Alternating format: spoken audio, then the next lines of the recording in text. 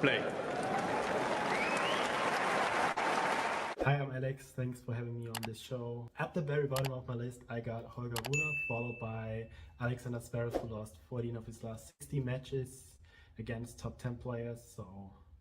And at 6th place, I have Stefanos Tsitsipas, sadly, because I feel like he's one of the best players of this field, actually, on indoor hard court. He got a huge serve. I just like his overall package with the great net play and his mental strength, but this is just based on recent events and results. So yeah, I had to place him here. Then at 5th position, I got actually Carlos Alcaraz, and I know people will torch me for that, but his match against Safiullin just hasn't been great. His second serve is just not really good for indoor hardcourt. I'm looking forward to him at this event. I think he's going to be better, obviously, than in his recent match against Safiullin, but I couldn't rate him higher. And at 4th, I have Andrei Rublev, always solid on indoor hardcourt. Then bronze medal, as we would say in German, I have DANIIL Medvedev. I'm really looking forward to his 100th match against Alexander Zverev. No, I'm actually not. On 2nd place, I have Jannik Sinner, whom I really like to watch on indoor hardcourt. I'm really looking forward to his match against Novak Djokovic, whom I actually got on 1st place. Since we are in the last week of the season with the Elite 8, I won't rank them from 1 to 8. I would rather put them in tiers based on what little tennis I've seen in the last few months. I think tier 1 would be Djokovic, Medvedev, and Sinner. Djokovic to me is the standout favorite, but I'll be surprised if somebody else besides these 3 men win this event. No disrespect to Carlos Alcaraz, who himself is a generational talent, but his indoor record of last year and his record post US Open this year doesn't inspire me much. But he's one guy who can make me eat my words. But I'll put him in a tier by himself in tier 2. Andrei Rublev is again a lone player in tier 3. His forehand has been on fire. He played a great match against Novak and Bercy. So I expect him to crash the top 4 party and probably be in the semis. And then I'll place the other 3 men in the tier 4. Zverev and Tsitsipas have won this event before, but I don't see them going to the semis, and same for Holger Rune, who himself has enormous potential. But I just don't think this is the debut where he'll go far. But his match against Sinner is the most popcorn-filled match for me in the round-robin stage. I think that'll deliver the goods.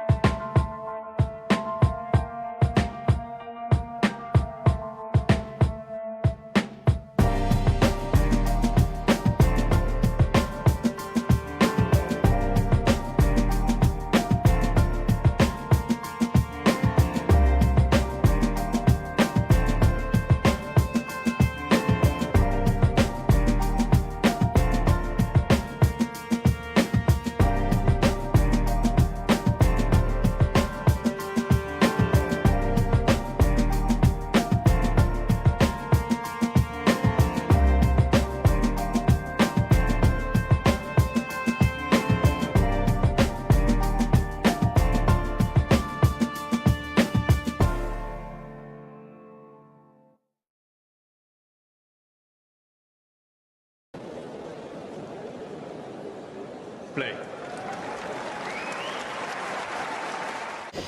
It's that moment in the year again. Can't believe it's another year since the last ATP Finals in Turin, and yeah, here we are again. So power rankings, here we go.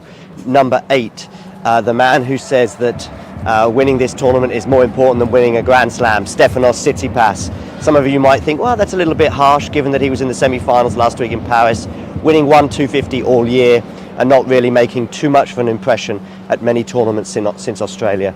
means that he comes in at number 8 for me. Anyway, also, by the way, I think Tsitsipas's sort of head-to-heads against players such as Rune, Alcaraz and Djokovic means it's going to be a tough ask for him to make it out of the group.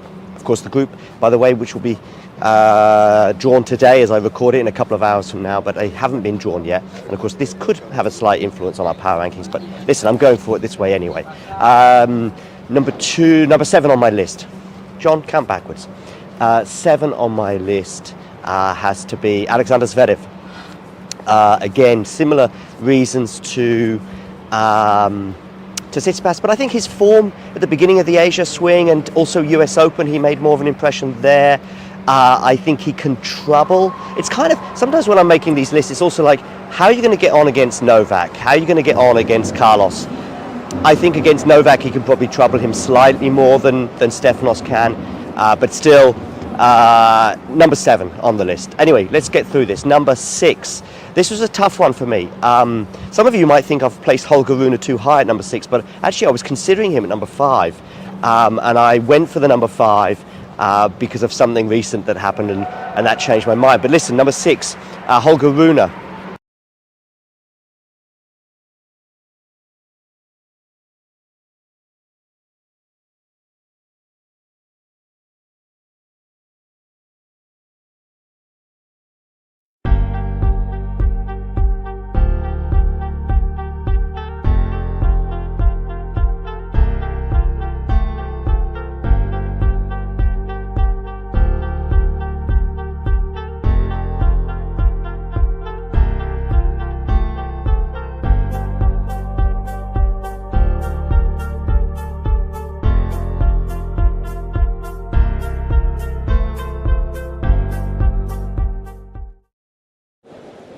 Ready?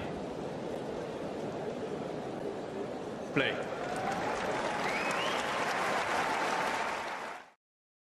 Good afternoon, good evening, good morning. If it looks like I've just come back from a run, that's because I have just come back from a run. I will fill in for the preview part, and Tom will take you through the match shortly when he joins to give you live commentary of Daniil Medvedev against Alexander Zverev. I have got a poll running on YouTube, so we can have a quick look at that. By the way, I did see some breaking news today regarding Rafa Nadal. He has confirmed that he will be returning to the tour. He still doesn't know how competitive he will be, but he said that returning to the tour was something that he wasn't sure about as recently as 2 months ago when he gave those interviews, if we remember, in Spain. Actually, there isn't a poll, so I'm going to create one. Also, let me know in the live chat who you think is going to win. So who's winning tonight, Medvedev or Zverev? I'm going to go Medvedev in 3. We'll have a look at their head-to-head as well in a second. There's the poll. So please do get voting in that poll. When I say poll, of course, I mean the survey kind, not the Damien kind. So yeah, do get voting in the poll as to who you think is going to win. But yeah, some little breaking news from today is that Rafa Nadal said he's going to return to the tour. So that's kind of exciting for next year. I think the ATP Tour is in need of a fillip. Although, to be fair, we think we got it last night, didn't we? With that incredible match between Jannik Sinner and Novak Djokovic. I think that was one of the matches of the year. I mean, there's not been a lot of competition on the ATP Tour this year, but that certainly is up there with the best. Of course, the best probably being the 2 Djokovic Alcaraz encounters. I would suggest probably with Wimbledon being the slightly better one of the 2. But also let me know in the live chat if you disagree with any of that. And also get voting in this poll that I've hastily created for you guys to vote in. So there is that. Let's have a quick look at the head-to-head. I'm pretty sure it's heavily in favor of Daniil Medvedev, but we're going to see exactly how much it is. I know, of course, they play each other in Indian Wells this year on a hard court, with Medvedev winning that one, I think, in 3 sets. Yeah, it's pretty close, though. It's 10-7. 10-7. And let's have a look at their most recent encounter, which was in Beijing, a much more comfortable one. Oh, they've played, oh, wow. They played 5 times this year. No wonder Alex was suggesting, I'm looking forward to these guys playing again. Not. Yeah, Indian Wells was 7-5 in the 3rd. Monte Carlo is 7-6 in the third, also going the way of Medvedev. And then he won much more comfortably in Rome. Some semblance of revenge for Zverev in Cincinnati before Medvedev rounding off the year's encounters so far with a comfortable win in straight sets in Beijing. Please do make sure you hit like, and please be sure to hit subscribe on that button below the screen. I'm optimistic. I'm not certain, but I'm optimistic that we are going to hit 4,000 subscribers tonight, sorry. Pretty sure. Let's have a quick look. How many subs are we on right now? I think we're about 3. Let's have a quick look. Just a second.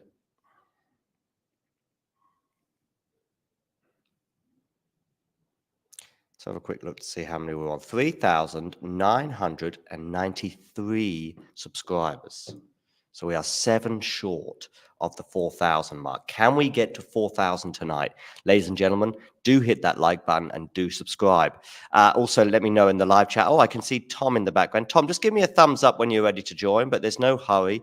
I will keep sailing this thing through until you are ready. Tom, I hope you can hear me. If you can't hear me, then we've got a slight problem. But anyway, Tom will be with us shortly.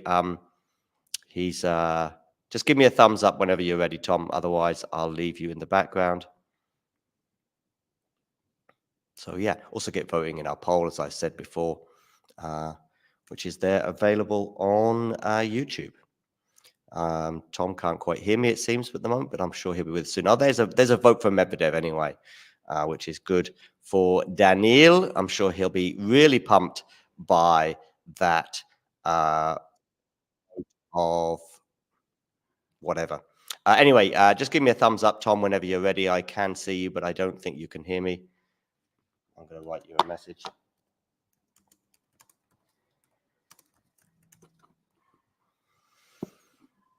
Seems like Tom can't hear me for some reason. But anyway, he'll be with us shortly. In the meantime,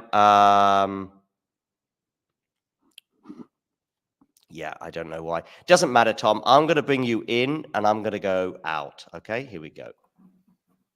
Tom, you can't hear me, right?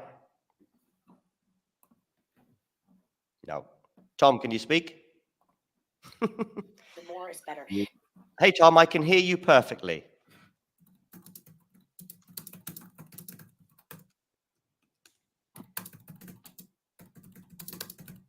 Tom, it is you. Hello. Can you hear me? It is you. So people can hear me. People can hear you, yes. Right. Okay. Sorry. Sorry, I don't know what was going on there. So people can hear me.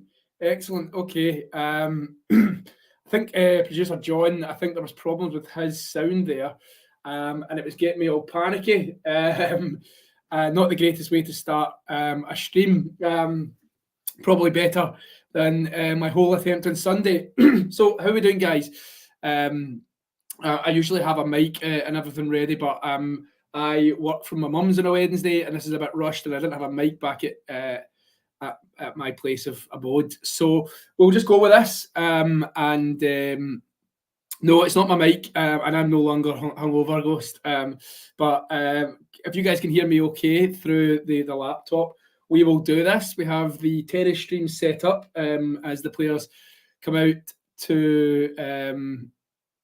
So yeah, okay. So John's not got a couple of sound issues. It might be my issue, or it might be the streaming issue. What a matchup we've got! What a couple of days! Who knew when I absolutely bulldozed a tennis stream in the first match, Sinner versus Tsitsipas, that we were going to have? I've really enjoyed it. 4 days. We're on the day 4, and yeah, we'll get to Djokovic and Sinner. Watched it point to point, shall we say, and really enjoyed that. Stayed up past my bedtime to get it finished. So no, really enjoyed that stream.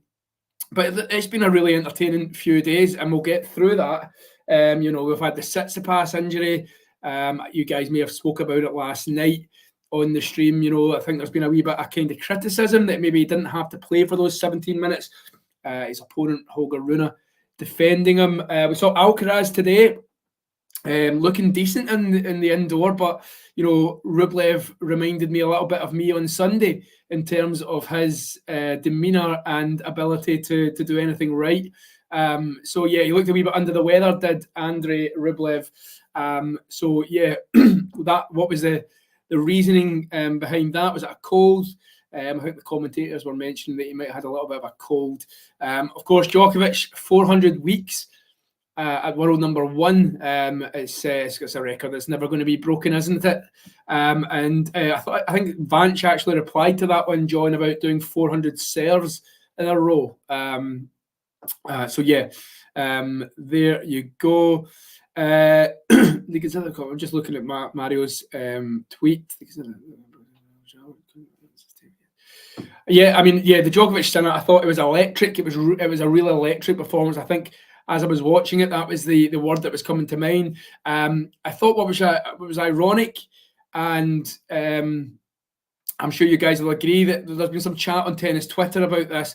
The strange thing was that the Djokovic actually played well. Like in these matchups, Djokovic is going to lose them if he's had an off day. Let's be honest.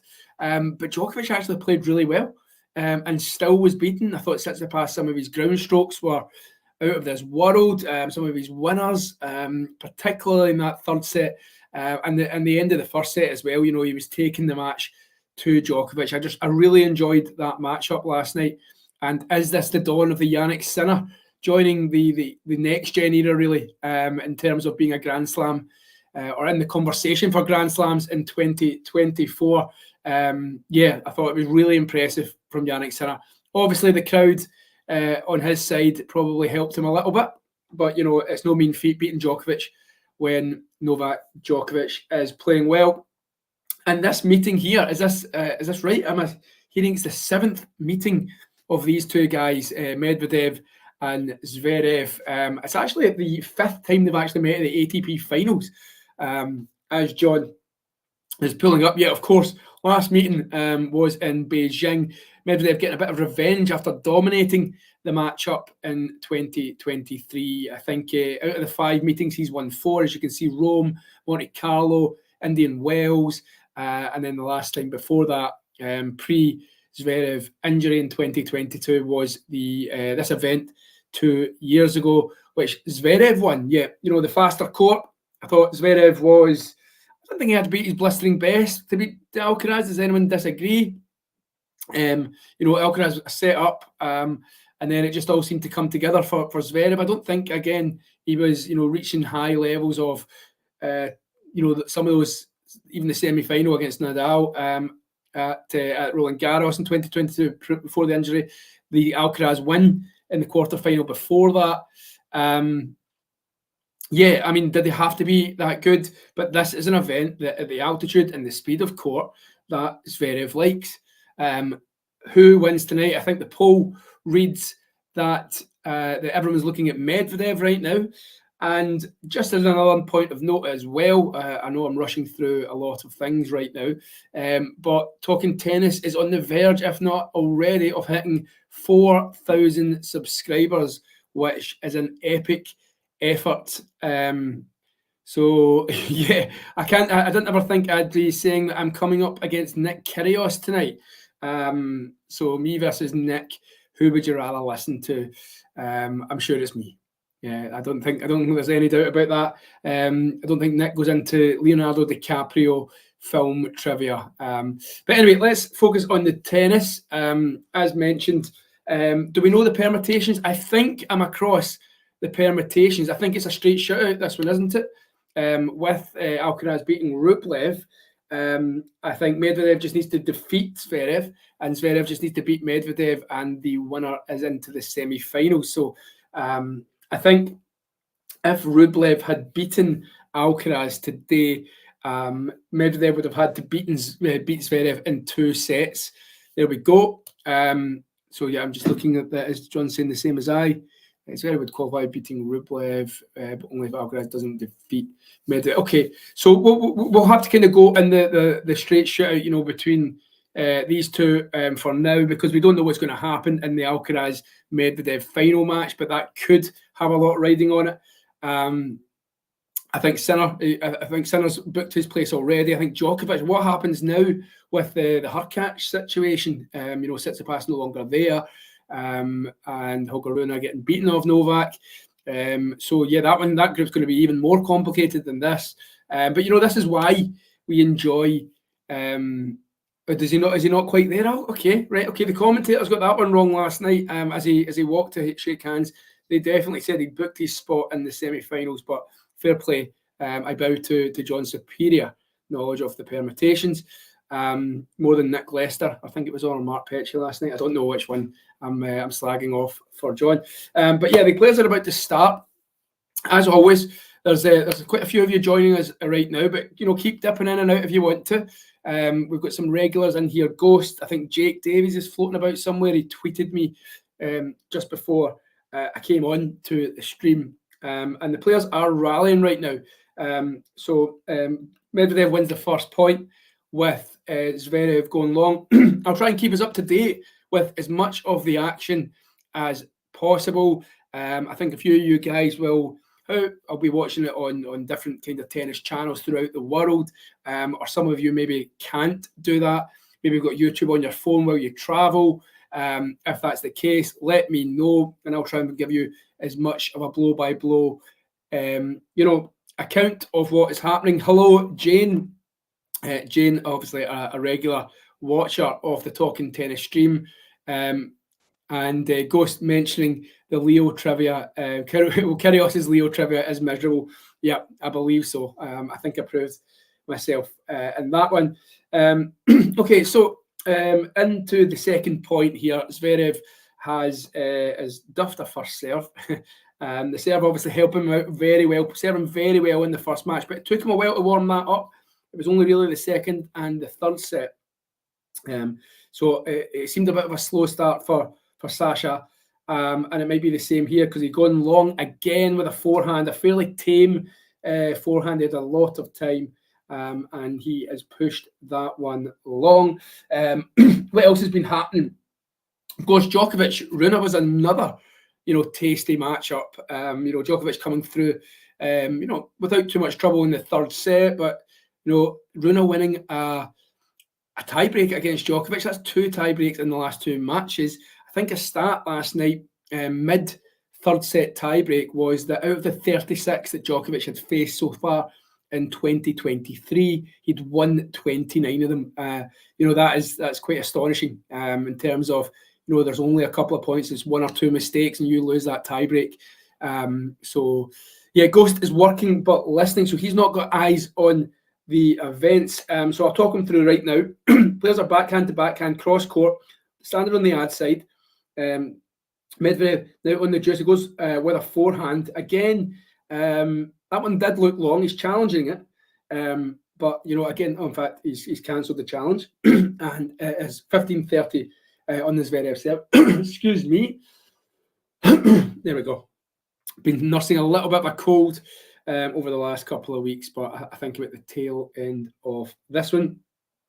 Okay, 15-30. The challenge was cancelled. Can I give you a kit update? Yes, I can. I can tell you Medvedev's socks are barely over his ankles, but no, he's wearing them well. Black ankle socks with a tinge of blue. Blue trainers, or in Scotland we call these trainers gutties. So I would say blue gutties. But yeah, blue tennis trainers, black shorts with a blue trim down the short, blue, green, and black t-shirt. How about that? You're pretty much picturing what DANIIL Medvedev looks like right now, I'm sure. Medi's socks. Yeah, Medvedev, nice black socks, wearing them well as well. I do think Medvedev wears a good sock. He's actually got 2 break points, as you can see by the scoreboard. The players are rallying at the moment, forehand to forehand, cross court on the juice court. Medvedev goes up into the middle of the court, backhand retrieved. He's coming back. It's the octopus. He's playing Zverev, pummeling him here. He's going to go up the line with that. He's caught it. Zverev's got the volley, but Medvedev puts it away and he breaks straight away. Really good rally. This could be, one of 2 ways. It could be a taste of what we could see here. Really good rally. Zverev wasn't wrong to come into the net when he did, but Medvedev picked his moment, tried to go down line. It was actually a really good volley to retrieve it by Zverev on the stretch, but it was put away by DANIIL. Medvedev, is this a glimpse of what is to come? Are we going to get an epic tussle as we did last night? Or is Medvedev going to dominate? He's playing probably some of the best tennis of his career. That's got to be said. I always go back to that January-February Australian Open defeat by Sebastian Korda. I do think a few people, including myself, wondered, with the emergence of Alcaraz and Holger Rune, and maybe to a lesser extent at that point, Jannik Sinner, where was Medvedev in terms of the future of tennis? Has his time been and gone? Gosh, has he proved me and others fairly wrong this year? A really good year. I think he's his most wins in any calendar year. So fair play to DANIIL. Went back to the drawing board and just went back and reset his game. I think the serve was off a little bit at one point. Look at that, 650 odd subscribers in the last 28 days. 6 off of 4K. Let's hit the 4K tonight, shall we? John's promised me a present that he's going to send over from Germany if I'm on the stream, and that gets to 4K. So let's get me a good old Christmas goodie, and get to 4K. Tell your friends. The hungover Scotch guy is back, but he's finally he's all good. Hello, Jake. How are we doing? Good to have you with us.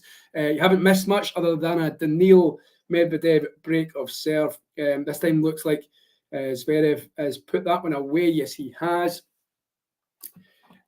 Yeah, as I mentioned, this is the 5th time at the NITO ATP Finals, and they're tied 2 each here. So you might have been coming into this one thinking Zverev loves it here. He's a past winner. I think Zverev won it in Turin, didn't he, a couple of years ago? So yeah, first time these guys have played since a defeat here first time they played here since Medvedev won it in 2021. Thank you, Jake. That means a lot. No mic today. But the players are 40-15, I believe. Yep, 40-15 on the Medvedev serve. He's about to consolidate the break. There's Jannik Sinner in the crowd, watching on after having a rest after an epic 3-hour match last night. And as Medvedev goes down the tee with a serve, but he hits the net. What did you think about Djokovic serving last night? I thought he was becoming a little bit obvious that he was going down the tee for the bigger points. I was watching it going, he's going down the tee here, and right enough, he would head exactly there. And I think Jannik Sinner even started to read it and going on the big points when he's behind in the rally, or he's on game point, he's going down the tee, and he did. And that was 40 love actually in the 5-6 game on the Djokovic serve in the first set. He was 40 love up, and Sinner just basically pummeled him and read the serve. 2 love to DANIIL Medvedev. What did you think? What did you guys think of Alcaraz today? Actually, as somebody who's a bit of an Alcaraz fan, I liked what I saw. Watched the Zverev match. Could tell it just wasn't going his way midway through the second set. It just didn't look like the Alcaraz of the first half of the year. And let's be honest, he isn't the Alcaraz of the first half of the year. Even DANIIL Medvedev, I'm sure, I read some quote somewhere saying that the players aren't as scared of Carlos Alcaraz as they were maybe the first 6 months. Why is that? Where has he lost potency? Have other players worked him out? Let me know your thoughts on that, guys. And yeah, today he won 12 points in a row to take out Rublev. I believe Rublev, the commentators will mention that he didn't look right. I think he was a wee bit under the weather. So yeah, 12 points in a row to take the last 2 games. And yeah, well, the last 3 games actually. So we're on 15. We'll love 15 again. On the Zverev serve. It looks like he's just served an ace, although DANIIL Medvedev having an eye on the service box. He's not going to challenge. So 15-all. We're back on to Juice Court, and just to picture it for you, goes Juice Court to Juice Court. Zverev bouncing the ball. Medvedev looking trim in his socks.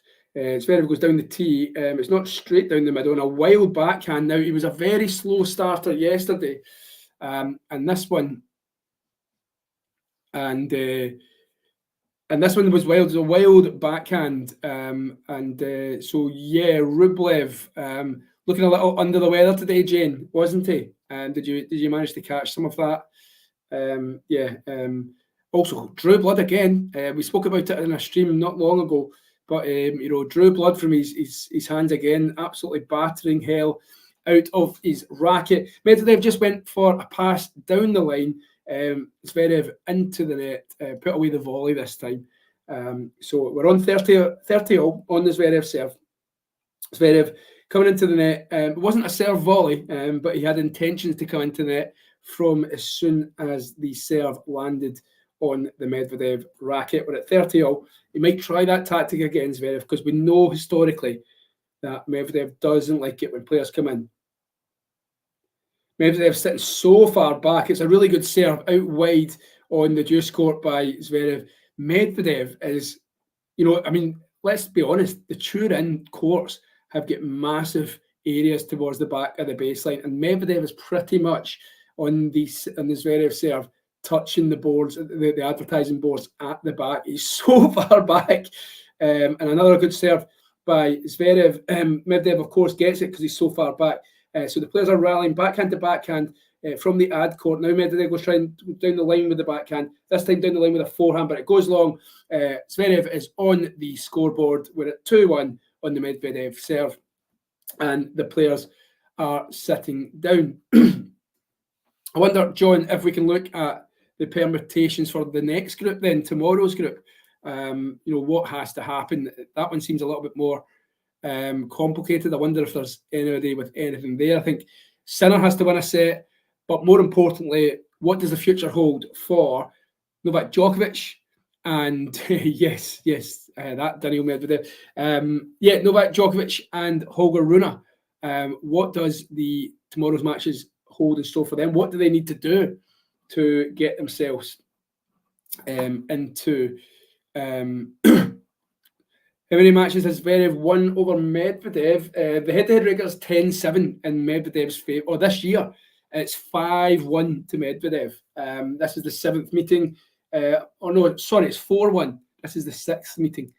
Oh, right. Okay, good. I'm not staying up. Right. Okay. Right. With you now, John. With you now. I wonder what the permutations are for the next two. Just with Tsitsipas. Oh yeah, Jane. Good point. Did you watch the content that the ATP put out on their socials with regard to the guys doing the 12 questions? I thought that was pretty good. Enjoyed it. I think what the ATP do pretty well is try and get as a kind of behind the scenes. Okay, so we're looking at Jannik Sinner qualifies tomorrow for the semi-finals if he beats Holger Rune, of course. Hurkacz wins a set versus Djokovic. Djokovic defeats Hurkacz 2-0 and he loses to Rune 2-1 if the game percentage is not the worst among the three. Okay, so not actually as complicated, as I feared. Or is it? Okay, Holger Rune qualifies for the semi-finals if he beats Sinner 2-0. Not going to happen, is it? Wins 2-1 versus Sinner could happen. And Hurkacz, I think Hurkacz can win a set of Djokovic. Did it Wimbledon? Djokovic lucky to win I know he won the first two sets, but he could have easily lost one of those first two sets. And the conditions suit the big seven Hurkacz. Djokovic defeats Hurkacz 2-0, could happen very likely, and he defeats Sinner 2-1 if the game percentage is not the worst of the three. Okay, so we're all going to be looking at games tomorrow. This could be a real fun day of tennis. Where every player, there's nobody going to be tanking anything. Every player is going to be treating every game as like goal difference. Djokovic qualifies. Sinner beats Rune. He beats Hurkacz 2-0 and Rune beats Sinner 2-0. I think Djokovic is going to qualify, don't you? And he beats Hurkacz 2-0. Runa beat Sinner 2-1, and Novak Gamer said it's not the worst of among the three. I mean, these players, they've all had a couple of tie breaks against each other as well, haven't they? So if this one's going to be an interesting day, I'm really looking forward. Who's on first tomorrow? I'd assume it's going to be the Hurkacz match then, yeah? Hurkacz Djokovic, yeah, okay. And that means that, the big one, they'll know exactly what they need to do this time tomorrow. Okay, back to the match tonight. That this one's a straight shootout. Winner takes a semi-final berth. Medvedev in the driver's seat right now, 3-1. He's just out-rallied Zverev there. Zverev found the net, and no problem, Jane. I hope that made sense. Always when it gets to this stage at the ATP Finals, it can be a little complicated. But John obviously kindly had it up on the screen, which made it a lot easier to understand, didn't it? Yeah, so we're at 3-1 to DANIIL Medvedev, and this one could be a long one as well. I'm thinking maybe 3 hours. We're going to be here for a while. The players like a rally, both big hitters, but Medvedev's done what he needs to do. He's broken early, so let's see where this one goes. Again, standing so far back, really good return by Medvedev, really good block return by Zverev, which he's still in the rally somehow, but Medvedev puts him away this time. Love 15. Don't want to say it too early, and I know Alcaraz looked in the mood yesterday or 2 days ago, but Medvedev's looking in the mood for me. I think Medvedev will be the man to beat. Sinner, Medvedev, Djokovic. Sinner, Medvedev, Djokovic, and who would go into Alcaraz. Let's get those 4 into the semi-finals, and let's see what happens. Let's make fireworks, baby. Zverev, second serve, puts the first serve into the net. We're on love 15. Medvedev choking. We'll be choking to get this up to love 30, because then the pressure really gets on to the German. It's a sliced second serve. Many would have thought he might have went for that one. Zverev, he does tend to do that, or has he cut out his game? He's come into the net against Zverev, and he's put away the volley. Didn't do enough with the passing backhand, did Medvedev. So yeah. Zverev is usually one where you should pack a lunch. You are correct, Jane, and that's why I had my dinner pre-match as opposed to post-match, because I could be here all night. But I don't mind. I enjoy chatting tennis to all you lovely, knowledgeable tennis eggheads, shall we say. Okay, 15-all. Good serve. Ace by Zverev. Yes, it is. Right into the corner of the service box on the ad side. I don't like that we can't enjoy Sinner's win over Djokovic. It's a big one, but everyone has the calculators out trying to see who has enough to move on. No, I get what you're saying, Ghost. And as I said to you, I don't know if you caught me at the start of the I'm just reading the Ghost's one. Yeah, at the start of the stream, I said the Nick Lester and that on Prime. I think it was Nick Lester and Mark Petchey. It might have been Rob Koenig. Definitely said after Sinner's win that that's him booked his place in the semi-final. 2 wins out of 2. Obviously, dropped 1 set, 1-4. And that would be amazing if he didn't go through. I know he only has to win a set, but it sucks. Like, in football, that's 6 points so far. That's pretty much game over. You're through. Medvedev, just back with a passing shot, but we are on 40-30. Interesting enough, do you want to hear another interesting fact about Tom Grant, Jake, and Ghost and Jane? I was actually on did I tell you this, guys, before? I was on the Eggheads game show here in the UK. I was a contestant on that about 8 years ago. Funny story that I maybe tell you guys one time, just because we're talking about eggheads and eggplants. Anyway, as usual, I'm digressing. The tennis is on 40-30. Sasha Zverev, she put his first serve into the net. I know what. Jake, it'd be interesting to know what John's Mars bar comment was yesterday. I didn't manage to catch the stream. I was otherwise occupied. What was John's Mars bar comment? just as the players rally, it's probably one of the longest rallies of the match. It's a sliced backhand by Zverev, and it comes off. CJ from Eggheads ran the same park run as you last year. Now, I don't want to defame anyone, Jake, but was he not, CJ from Eggheads, not in a little bit of bother? Something to do with Amsterdam? Again, I'm not going to defame anyone, and I'll need to tread carefully, but I'm sure I read somewhere that CJ from Eggheads there was in a bit of bother. And funnily enough, Jake, I've started getting into park runs. I've only done 2 park runs in my life. One in Glasgow, my home, and actually one down Wales. And the one down Wales was my first ever park run. And basically, was getting back into the running, was on holiday in Wales, Googled park run, went along, obviously had my wee barcode thing. And then, yeah, this one was a beautiful way to start your park run.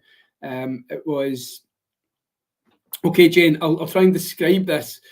Jake might be able to help me out. Park run is a free run, a free 5K run held in parks around the world every Saturday morning. And it's free. And all you have to do is download a little barcode. You turn up, you say, can I run this park run? You run in it, and then you give you a time. They scan your wee barcode at the end of it, and then they give you your time. And they basically keep it all in a big database online, and you basically get told, like, what place you finished, what age, and where you were in your age group. It's absolutely phenomenal.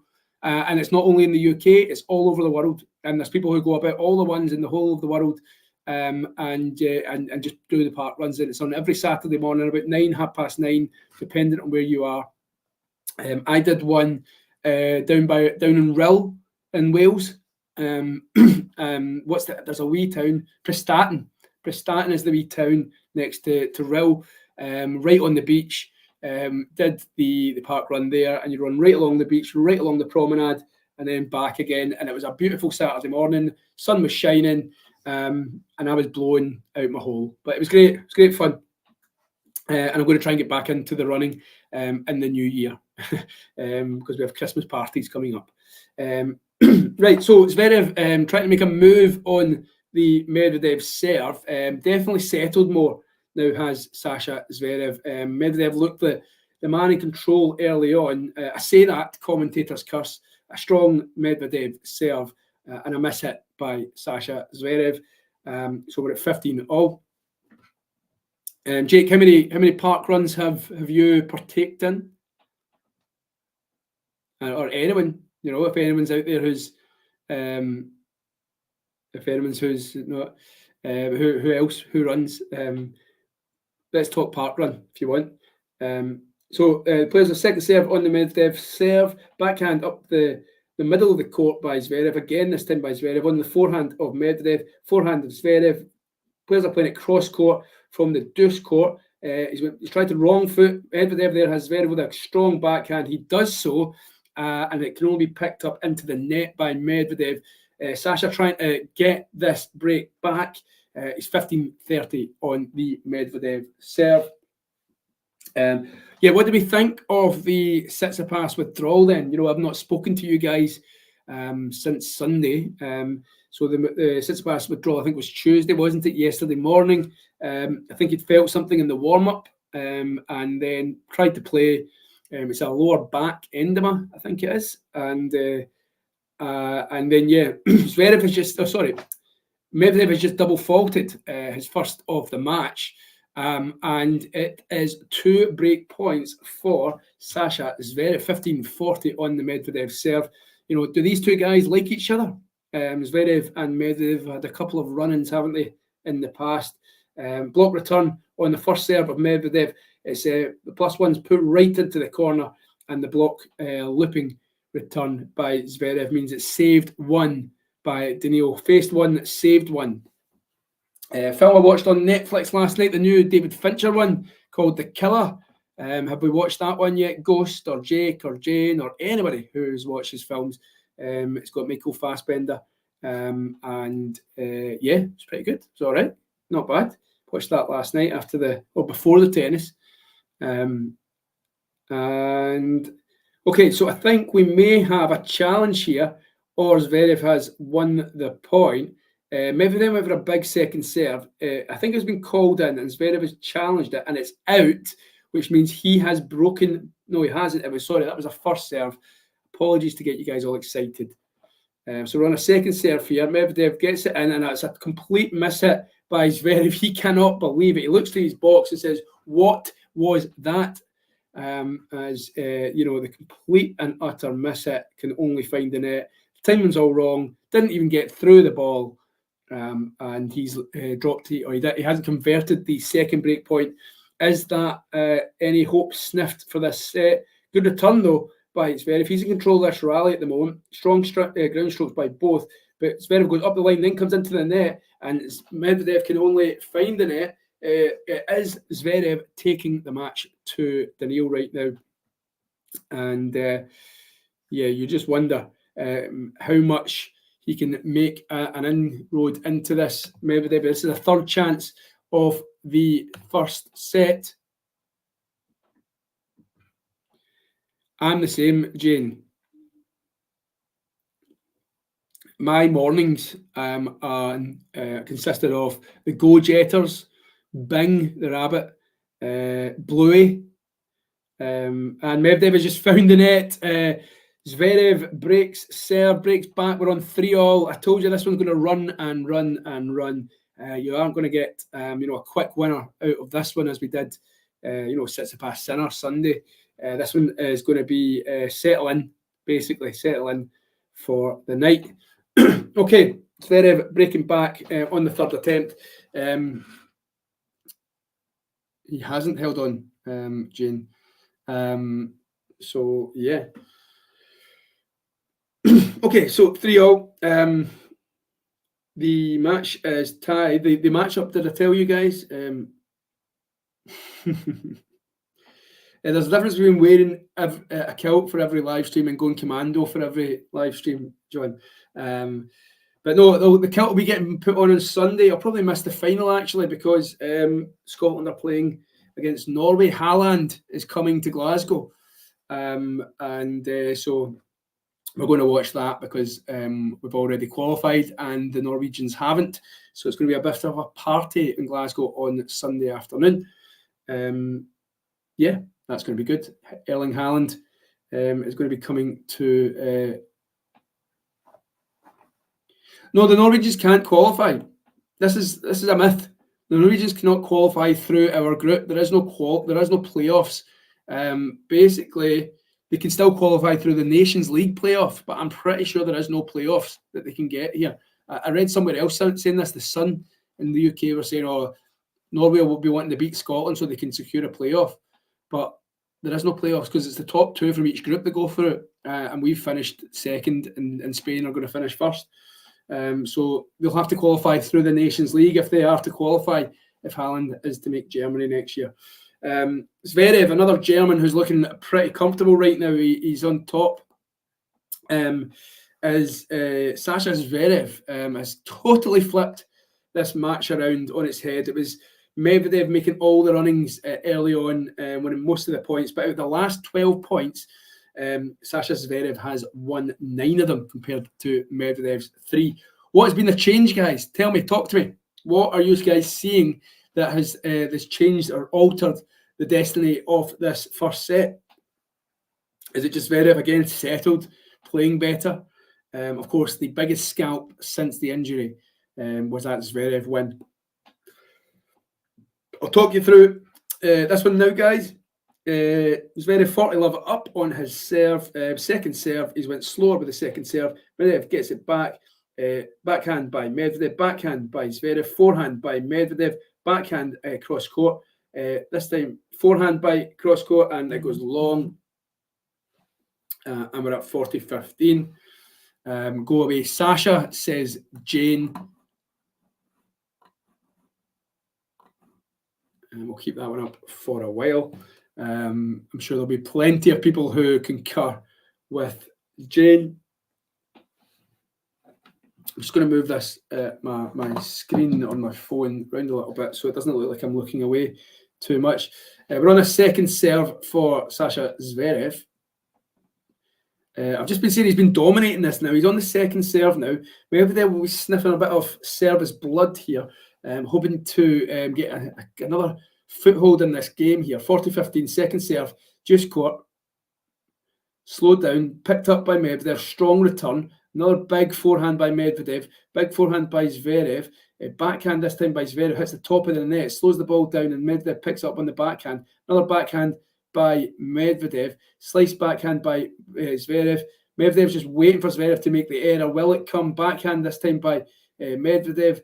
Guys are rallying, longest rally of the match so far, surely. Backhand to backhand, looks like a mishit by Medvedev. It is, but the players still rally. You can't get past this guy. Medvedev's still going for it. He went for the winner. Zverev sees it out 4-3. He's flipped this one around. Really good rally there by both guys. But you've got to say the momentum is all with Sasha Zverev, as I tend to do at the changeovers. If there isn't much chatter from the guys in the stream, I'll just give you a little bit of amble, shall we say, about this match. So yeah, Medvedev came into this match with a 10-7 head-to-head record lead against Zverev. And as mentioned before, this is the 6th meeting of the season. 4-1 by DANIIL Medvedev. 5th at the ATP Finals.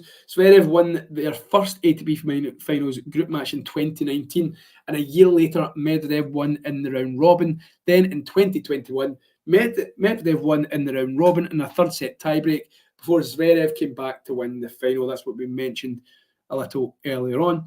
Zverev improved to 5-1 in NATO ATP Finals opening group matches with his win over Alcaraz, and he's looking to start 2-0 for the first time in 6 appearances. He's 1-4 in the second group match, with his lone win coming over Diego Schwartzman in 2020. Zverev is looking to beat top 3 opponents in back-to-back matches for the first time since posting wins over Djokovic in the semi-final and Medvedev in the final here in Turin 2 years ago.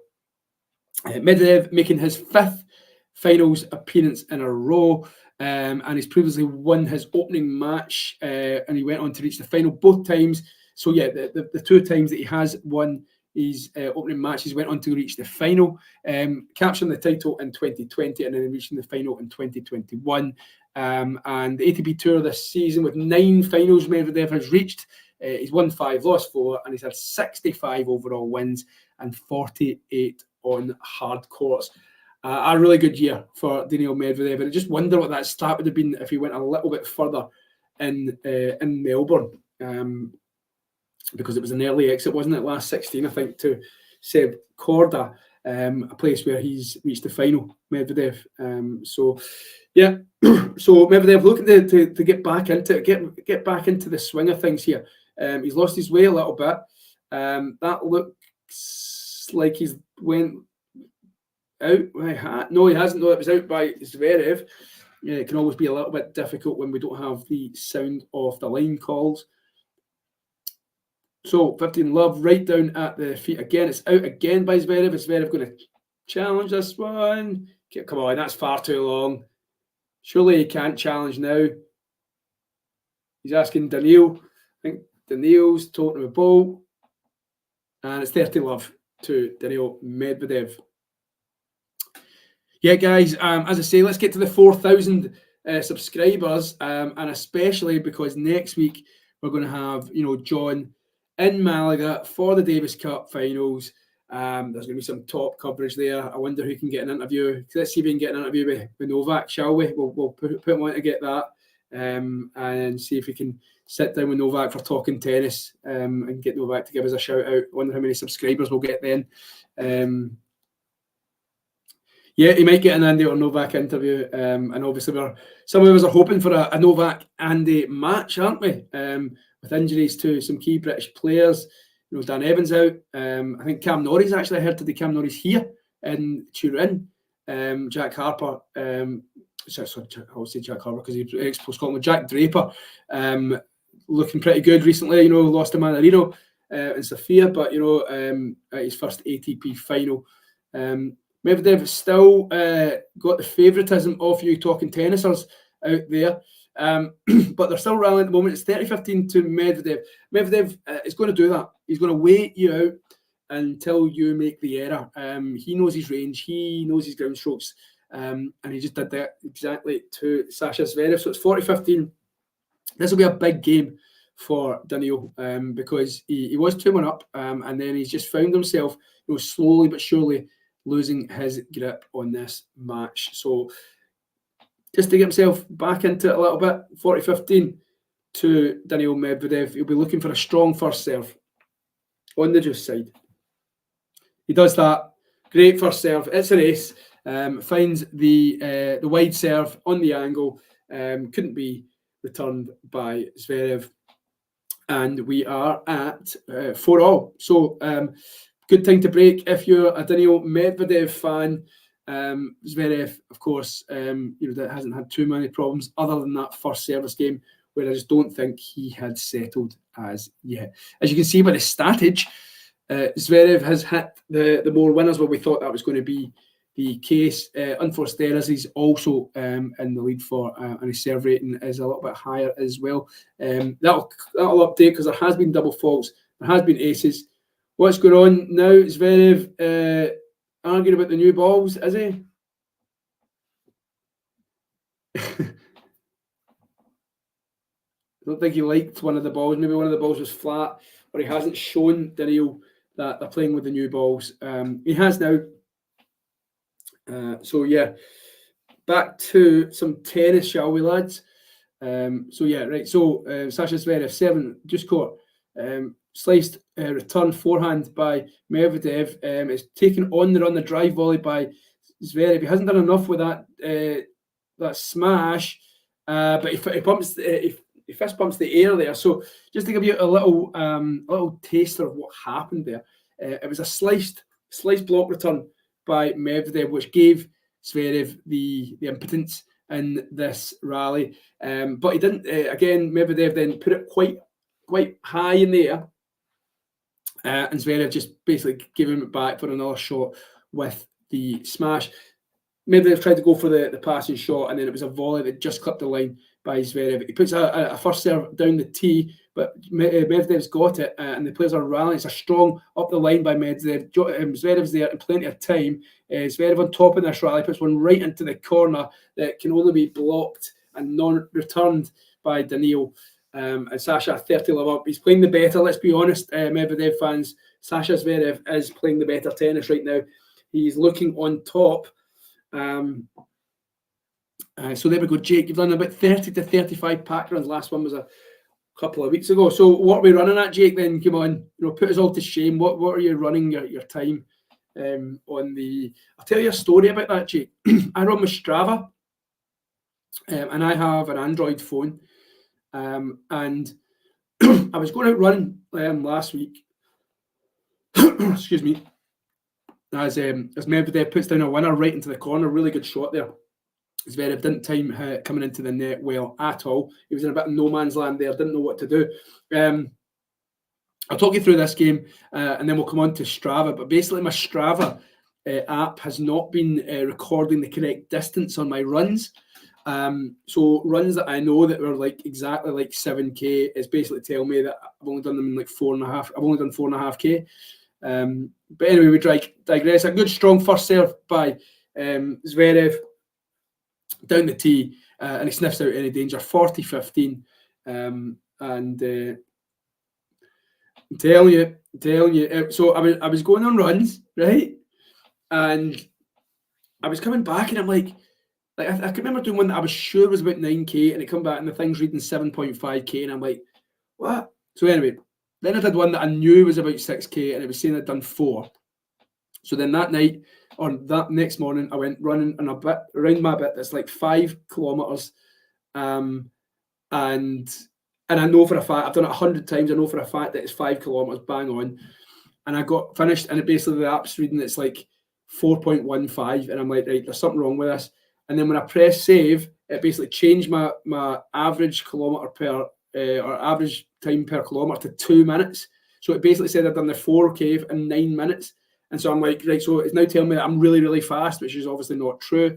And then I looked onto Strava, Googled it, and Strava for Android users is all over the place. It's not working properly, so it's put me off running. So that's my excuse. And plus, obviously, I was hungover for 3 days. So there's my excuse. But I'll go back out tomorrow. I will go back out tomorrow. Distance is just but a number. Anyway, I talk nonsense, don't I? So Zverev up in that one. Not really much in way of pressure on the serve. It was at 30-15 after a winner by DANIIL Medvedev. But Zverev is looking the stronger of the two. I wonder, let's look at the ATP site, shall we, and try and see some in-match statage to see what's the tail of the tape so far in terms of the stats. So the match is 40-minute old. Scores, stats. Okay. I think the ATP site, the ATP get a lot of grief, but see, one thing they do well is their website, let's be honest. Okay. Right, serve rating we have, just ignore the serve rating.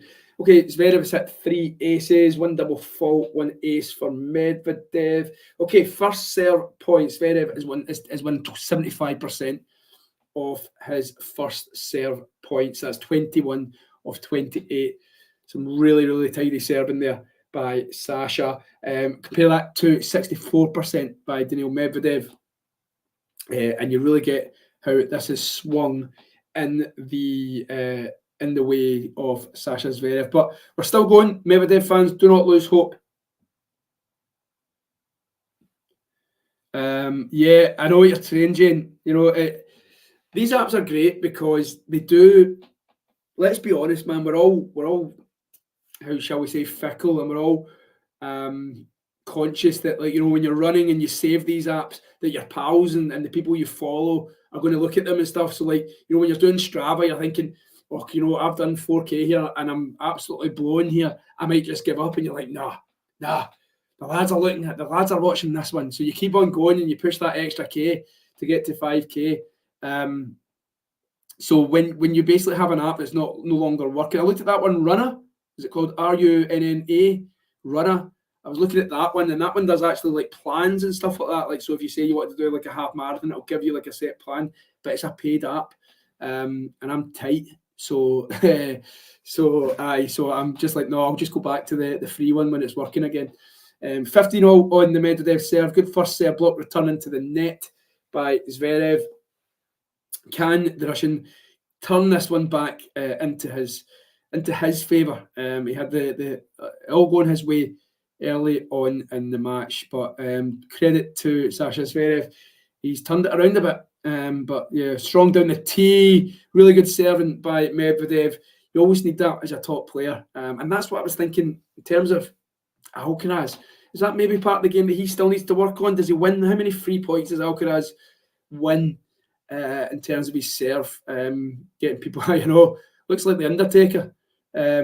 So yeah, how many free points does Alcaraz win in his serve? Really, let's be honest. I mean, I know that he's improved the serve from about a year and a half, 18 months ago. One of the reasons why he went on that great run last year.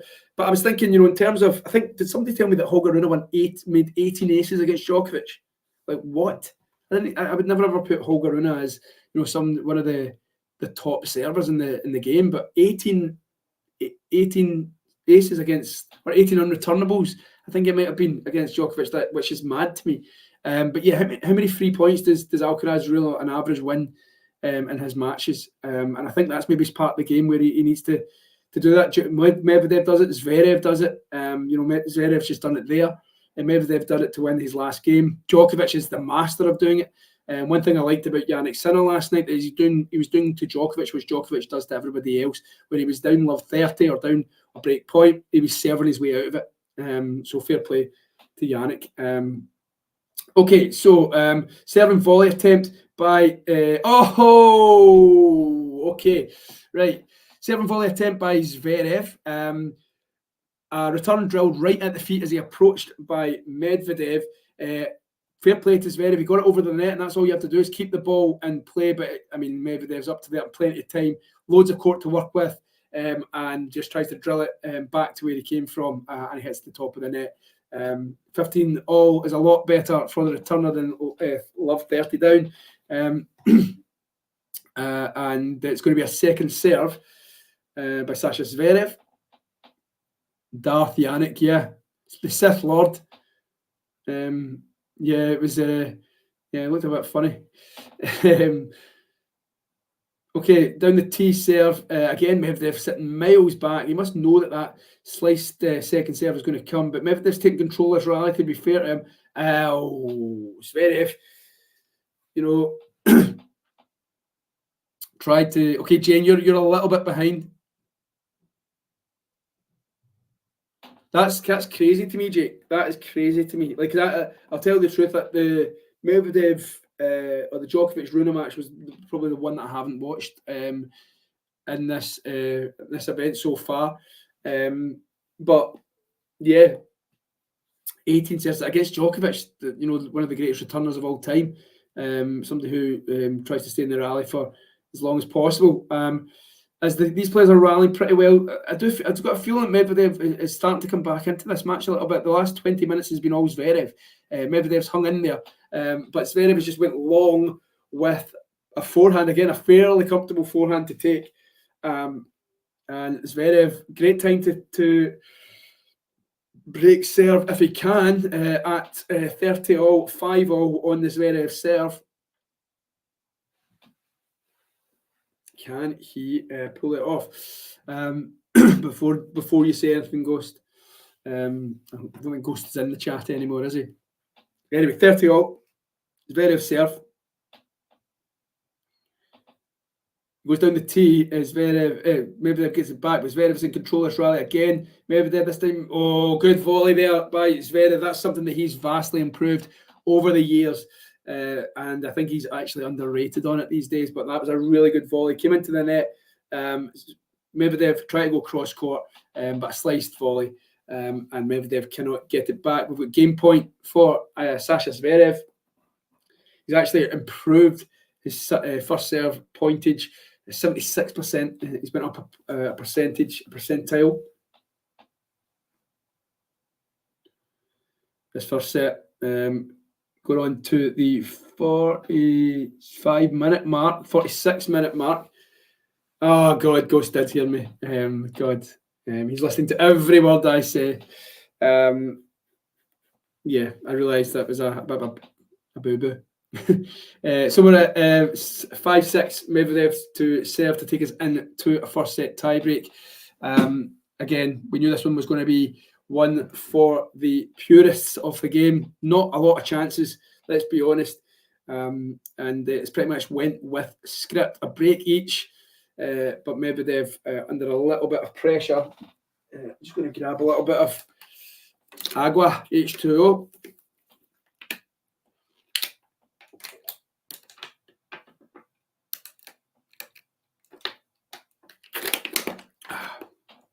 Needed that, all the talking nonsense that I've done.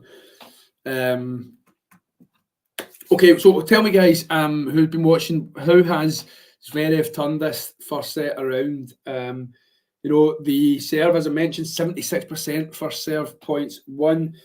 Also, what do we think about this DJ, by the way? I can't really go him every time. Jesus. I mean, I just don't like his dancing. That's just not how I dance. If I dance like that, I'd get chucked off the dance floor. Yes. Looks like the tequila from Saturday. Exactamundo.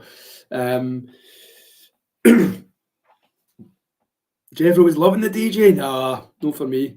He was playing. What was he playing last night? And I was like, this is just. It's not in keeping with the vibe I was getting. I may be wrong. Never got into DJing. A couple of my mates DJ. Just never been something for me. I tried it out. Can't beat match that well.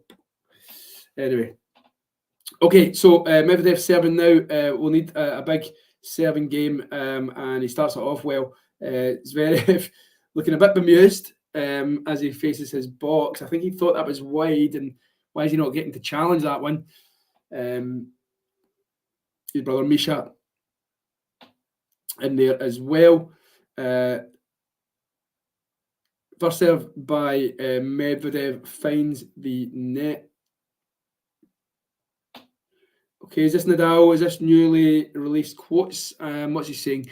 Nadal says, until now, I didn't know if I would ever play tennis again, and now I think so.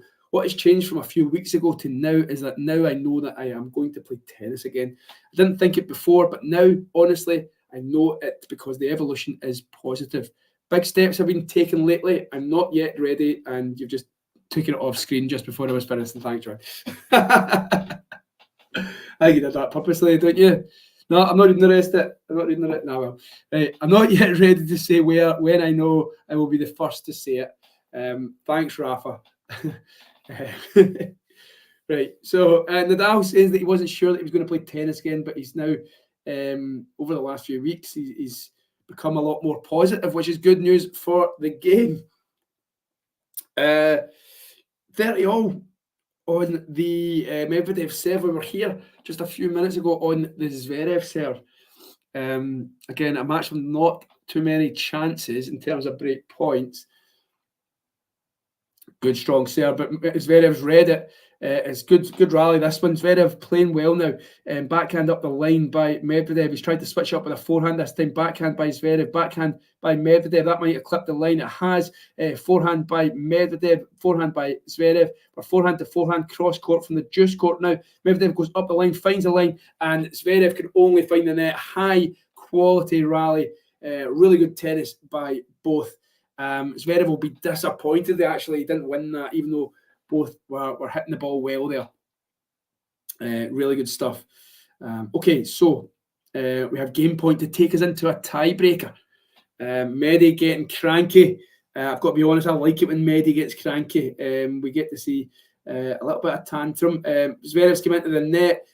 Ball's not put away this time, surely, by Medvedev. He does put it away. And we are going to a tiebreak, folks.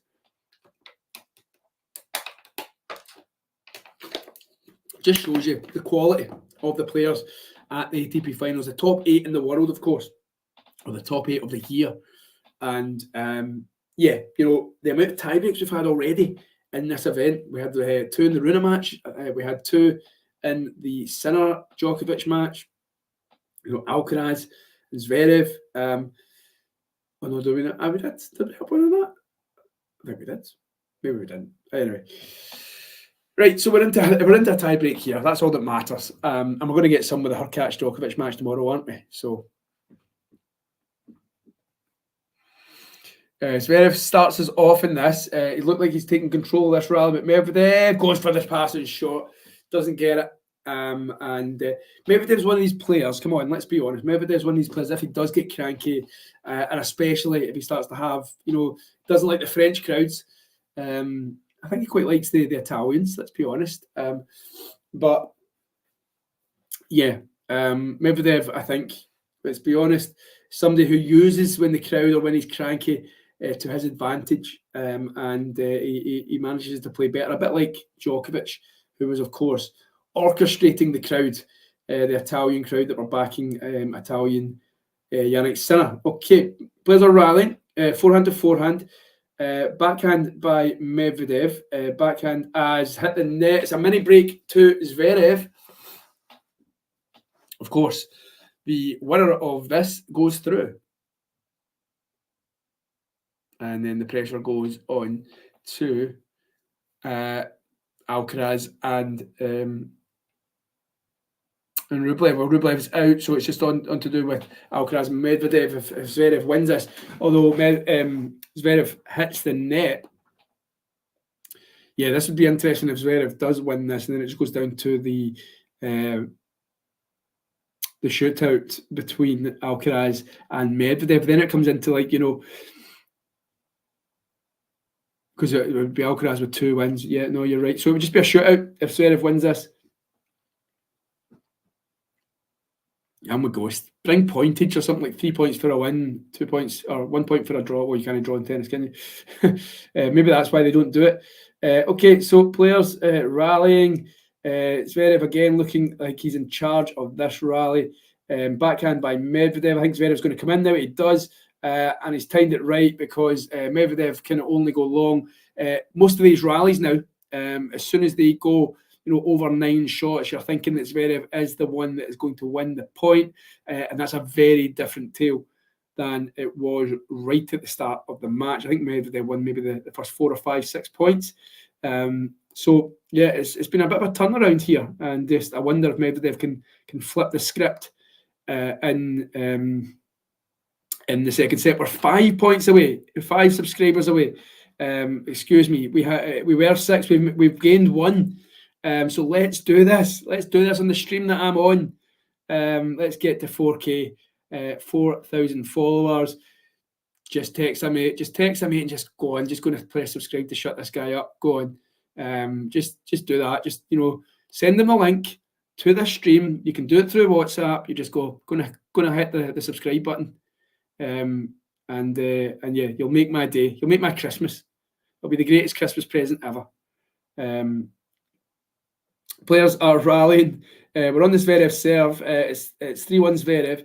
Zverev's going to put this away. He does with a forehand. He's hitting the ball really well, and this is maybe going to be his moment, Zverev, of I am back. He did well to get here after the year he had at the start, but he's really, really doing well right now, and he's a few points away from this first set. 4-1 up.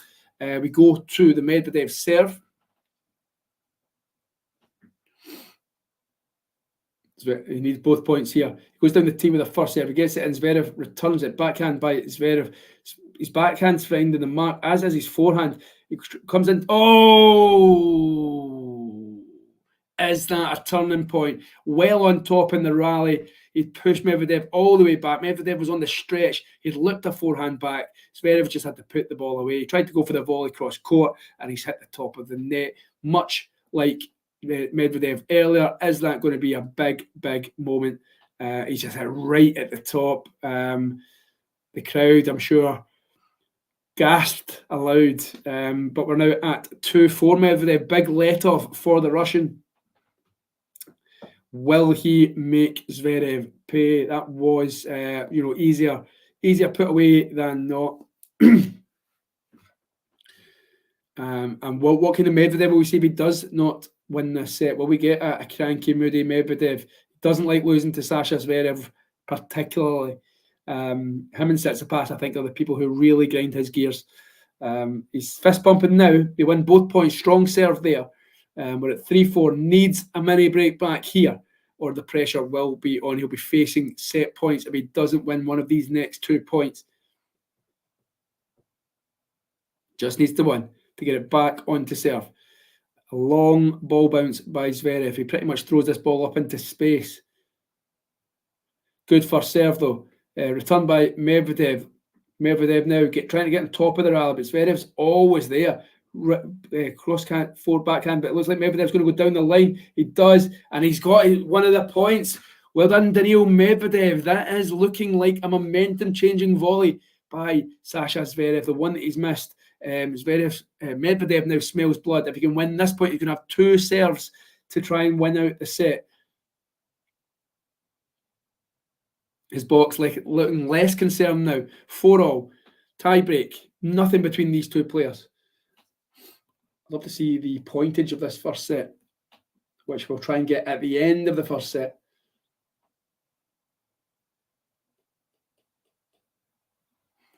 Okay, good first serve down the tee by Zverev. He tries to go for the drive volley in the +1. It doesn't look up, does it? It's not up. It's 5-4 to Zverev, and we shift to DANIIL Medvedev now. Needs the same as last time with 2 strong serves.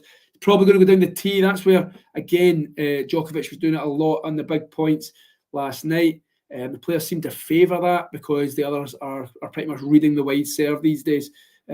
So I'm going to go with 2 down the tee. First one does try to go down the tee, but he hasn't found the accuracy enough, and that's hit a net cord. Medvedev's got it up, and it went long by Zverev. Okay, so the return, he did try and go down the tee. He wasn't accurate enough. A good return by Zverev, hits the top of the net, lands on Medvedev's side of the net, like literally dinked over. Medvedev had to be quick in his reactions, gets it dinked back over, and Zverev can only go long with a lob. Fair play to both players. Entertaining stuff here. 5-all. A reload by Medvedev. Didn't like the first ball toss. Goes wide this time with the serve. It's all him in the court. Surely put away. Zverev staying in it. Bad smash. Is that in? Is that in? Anyone know? It's not in. He's went long and wide with the smash, and Zverev has the ball on his racket to win the first set. I'd be challenging that. That looked close. It might be longer when you're at the court, but the speed of the ball. As we hit the hour mark, the cameramans in these tennis matches love doing this. They're not even going to do it, are they? They love going to the clock when it changes, don't they? They love it. It's like the favorite camera shot in tennis. Anyway, set point. Sasha Zverev on his serve, down the tee. Bet you does go down the tee. Medvedev gets it back, and it's an absolute duff miss it by Zverev. We go on in this never-ending first set. We've hit the hour mark. It is 6-all in games. It is 6-all in points in the tiebreak. Two complete mistimed shots by Zverev in this one. If he doesn't win this set from being 4-1 up and having that volley, he is going to be absolutely kicking himself. Jake is saying, come on, Medi. I'm sure Jane will share that sentiment, asking Sasha to go away earlier on. Big point this. I think Medvedev may be taking a little bit of time making him wait. Zverev certainly ready to serve. I think Medvedev using the tower, taking his time just to jaunter back to his side of the court. Of course, they change it 6-all as well.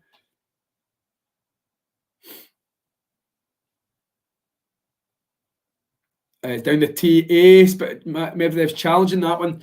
I think that one was in, don't you? I think that one's in. We haven't seen the challenge. Oh, here we go. Yeah, it's in. Well in. Well in. Really good serve. Plumb on the line by Sasha Zverev. And he has his second set point. And on the Medvedev serve this time. Last time he completely fluffed his lines.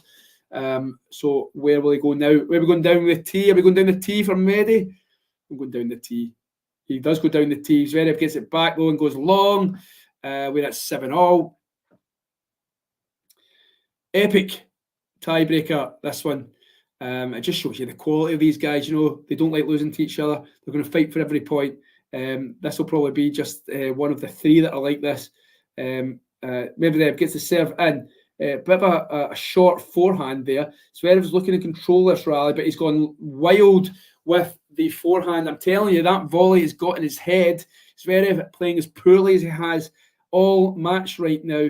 And now Medvedev has the set point, his first of this set. It's on the Zverev serve, 7-8.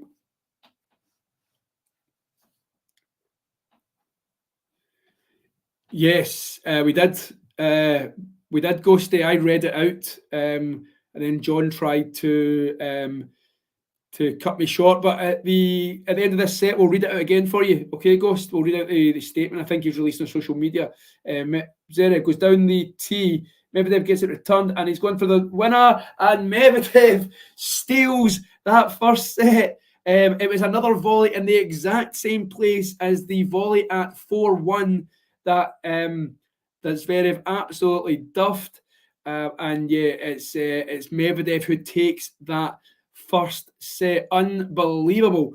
Zverev, 2 volleys are the story of the show for him. Medvedev taking that first set. Can you believe it? Well done, DANIIL Medvedev. A set that had pretty much changes and twists and turns. I really enjoyed that one. Let's see the data or the stats. I'm trying to find how many. What is it? The points difference. Point stats. Okay. Interesting. Okay. But total points won. Medvedev has won 45 of the 83 points. So Medvedev has won 54% of these long rallies, compared to 46% because Zverev has won 38 of the 83. At the net, interestingly enough, Zverev only won 14 out of 22 approaches to the net, 64%. Now, it doesn't seem like that. Most times, I mean, obviously the two big ones we're talking about. But I cannot believe Zverev's not won that set. Cannot believe it. Yeah, duff. Is that not what you said? Absolutely duffed. That's what we say. Anyway, I'm going to go, since John's away doing something, I'm going to go away, look for this Rafa statement, shall I? So that I can read it out to Ghost. I'm assuming he's said something on social media. No, nothing on social media. No, not looking. Not Yannick Sinner looking like the Undertaker. John, we need Ghosty's asking about Nadal confirming he's back. Just while we change over.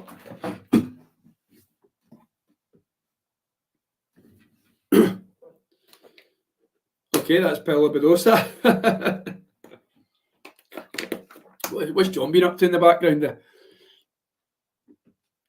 Just going through Paolo Badosa's Twitter. Or X. Right, okay. Here we go. Nadal speaking today, Ghosty, if you're still with us and listening and working. He says, until now, I didn't know if I would ever play tennis again. And now I sincerely believe that I will play tennis again. Every time I'm able to train a little bit more, the evolution seems to be good. He also, I think, mentioned that even a few weeks ago, he was still unsure if he was ever going to be able to play again. But you know, the last few weeks of training and being on the court, as we've seen some of the pictures, yeah, I think he's now. And you know, let's be honest, with Nadal, do you think he'd come back if he doesn't think he's going to be able to compete? Probably not. It'd be no shame of him bowing out now. But you know, I think he thinks he can still win one of these things, one of the Grand Slams, particularly, of course, in Paris. And then you've got an Olympic year as well, which I think we all know Djokovic will be gunning for that one. So yeah, going to be interesting because that one is obviously at Roland Garros, the Olympics next year. So you know, it could be a great way to bow out again for Rafa. Okay, 5 away from getting to 4K. Matthew, Jane, Jake, Ghosty, get texting your pals, send them a link to this and say get following and subscribing to Talking Tennis. You can become the 4,000 subscriber. Imagine that. You can always walk about and tell your pals that you were the 4,000 subscriber to the Talking Tennis channel. And you know, that's some feat. Just over a year ago, Talking Tennis was born in August, and 13 months later, to have 4,000 people following us is you know, just shows you the content that's going to be coming. We're going to be at the Davis Cup next year. I've got a few things in the work that I want to bring to the channel in 2024. So to get here on the ground up, you can always say you were one of the first subscribers and one of the first contributors, because I think this is going to take off very, very soon. And what a wee community we've got, don't we? You know, I love you guys joining in and just chatting and, you know, saying the odd cheeky remark, not pointing any elbows, Ghost. But anyway, yes, I agree, Matthew. Sasha starts to overthink when he gets tight in Medvedev, against Medvedev, and some very poor decisions at the end of that tiebreak. That volley at the end, Matthew, I mean, I know there was two, but the one at 4-1 on the Medvedev serve for him to go 5-1 up, I think it really changed the way of that tiebreak. And Medvedev again, after looking like he was in a bit of a slump, most rallies were looking like it was Zverev in charge of it. It looks like his head's down now, Sasha, and Medvedev's head is up. To give you some statage from that, let's have a look at the court vision. I like this court vision malarkey on the ATP. Just shows you where clicking any of the balls on the court. Oh, we don't want to see set 2. Oh, this is poor. Right, maybe I don't like that. Okay, so hit the like button. Come on, like the play, subscribe it. 40 love Medvedev on the second set, first game. I don't even know that word. Incorrigible. Incorrigible. I'm a journalist as well, and I don't know that incorrigible word. Anyway, Medvedev serves out the first game with an ace. That's his third of the match, I believe. And it's 1-1 love. First 12 games. Okay, here we go. Medvedev's shot placement in the first 12 games. He has gone down the ad court. And then in the tie break, he then switched it up and went to the deuce court more. 56% of the time, as the TV is showing us. So why is that? That's playing it to the Zverev forehand, of course. Reason? Anyone? Reason? Or is it because he can get a bit more purchase on it from his forehand? What's Matthew saying? Also, when Sasha got lucky with the net cord, he tries to lob Med instead of going. Why does everyone call you the 69 kid in school? I'm sure everyone used to call you the 69 kid, and I'd like you to tell us why. Yes, you were the 69th subscriber to Talking Tennis, so you were. Zverev, not fading. I agree. Matthew, it always seems like when the player wins, loses a tight set, must take them a couple of games to recover. And to be fair to Zverev, he lost a fairly tight set against Alcaraz on Monday, and then managed to turn it around straight away, broken the first Alcaraz service game, and then that was the tail of the tape. Will Alcaraz make it through, guys? What do we think? As Medvedev does what Zverev probably should have done at the net court, and just absolutely blasts one into the opposite direction instead of going for the volley and not really caring about where Zverev was on the court. I mean, he wasn't anywhere close, but he just wasn't going to hold back there, as Zverev did with a lob.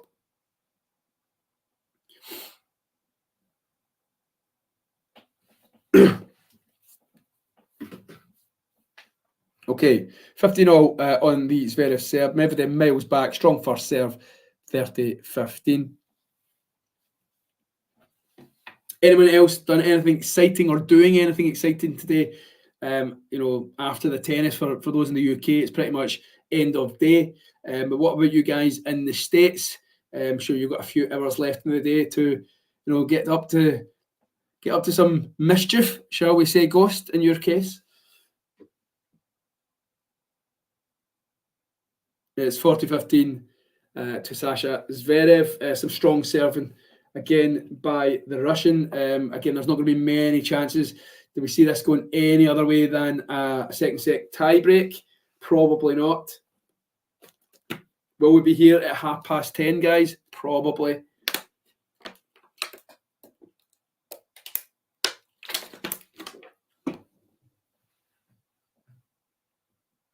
And Zverev takes that first service game of his to level up at 1-0.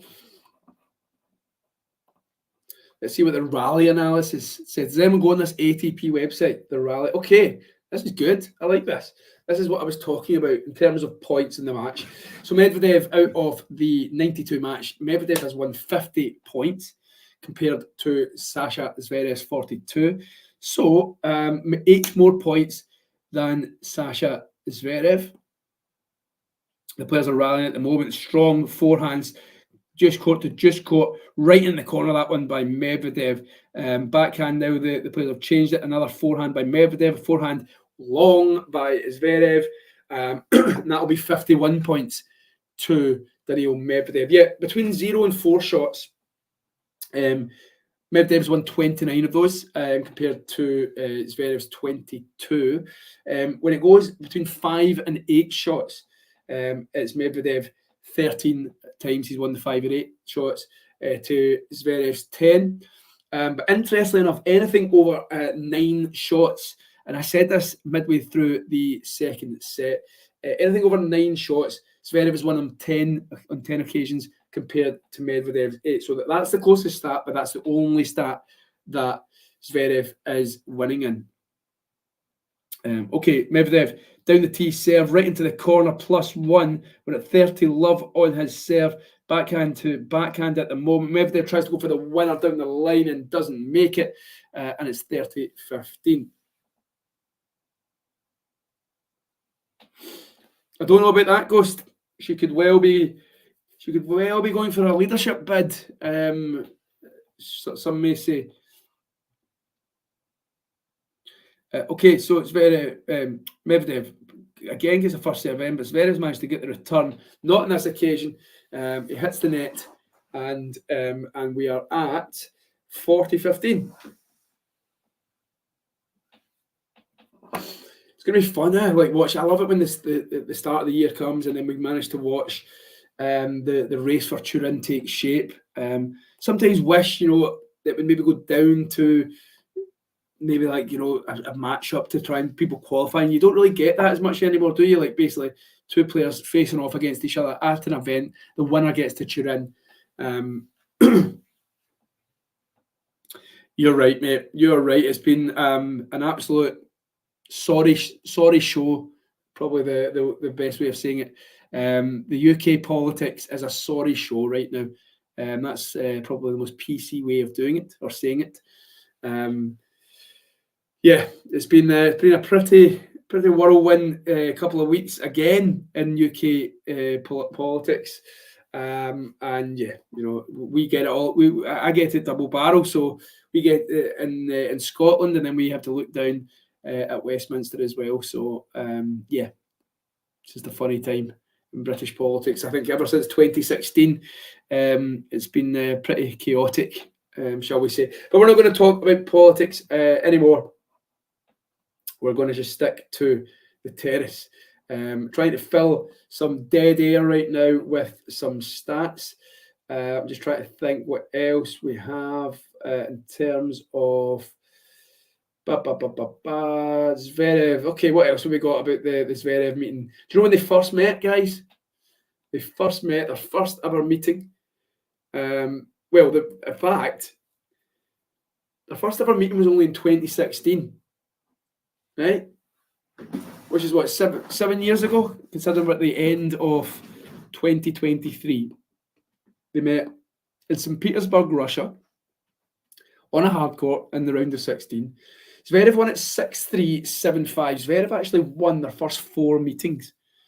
And that was in Washington in 2017. 2018 was at Miami. 2018 was also in Toronto. Then Medvedev got his first win in the final of Shanghai in 2019, where he absolutely destroyed Zverev 6-4, 6-1. Zverev won this event in London though. Won it in 2019. Medvedev won the Paris Masters meeting in the final in 2020. 2020 London finals, ATP. Medvedev won that one, and Medvedev's pretty much dominated ever since. Zverev's only really had 2 wins since 2019, which is a shock, isn't it? Because 3 wins, not 2 wins, 2 wins since 2019.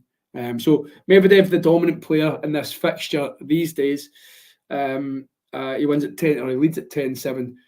He could be about to take a lead or extend his lead. But I was going to say, I think this pairing are the most on the ATP tour since 2016. This pairing, this matchup is the most. That's been their 18th meeting. So yes, it's 2016. I don't think any other 2 players have met more. And I got that off the telly, so I'm not just making that up on the spot. I'm sure that was on the telly a little earlier on. Okay, so I was just reading Ghost's comments. I'll give you a couple of updates on what's going on in the tennis. Zverev, it's very much with serve again tonight. Not many breakpoint chances. In fact, I think you'll find there've probably been a handful of breakpoint opportunities. I'd say maybe 3 in total in the whole match. I'm sure Zverev had 2 and then took it his third, and then Medvedev broke early. So we're probably talking about 4 or 5 break points in the entire match, not including the tie break. So yeah, it's not been a match of loads of chances. I don't think we came into this as tennis fans thinking that there's going to be tons of break of serve. Just having a look.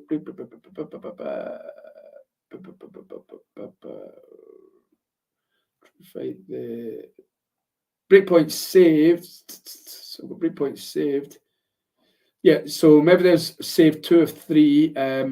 Zverev hasn't saved any of the 1 breakpoint he's faced. So yeah, we've seen 4 breakpoints as I mentioned. That's great recall by me. 4 breakpoints and 2 converted, 1 each, 1 for DANIIL and 1 for Sasha. Medvedev could be giving him a little bit of a sniff here. He's on serve at 2-all, first point of the game, and he just pushed it long.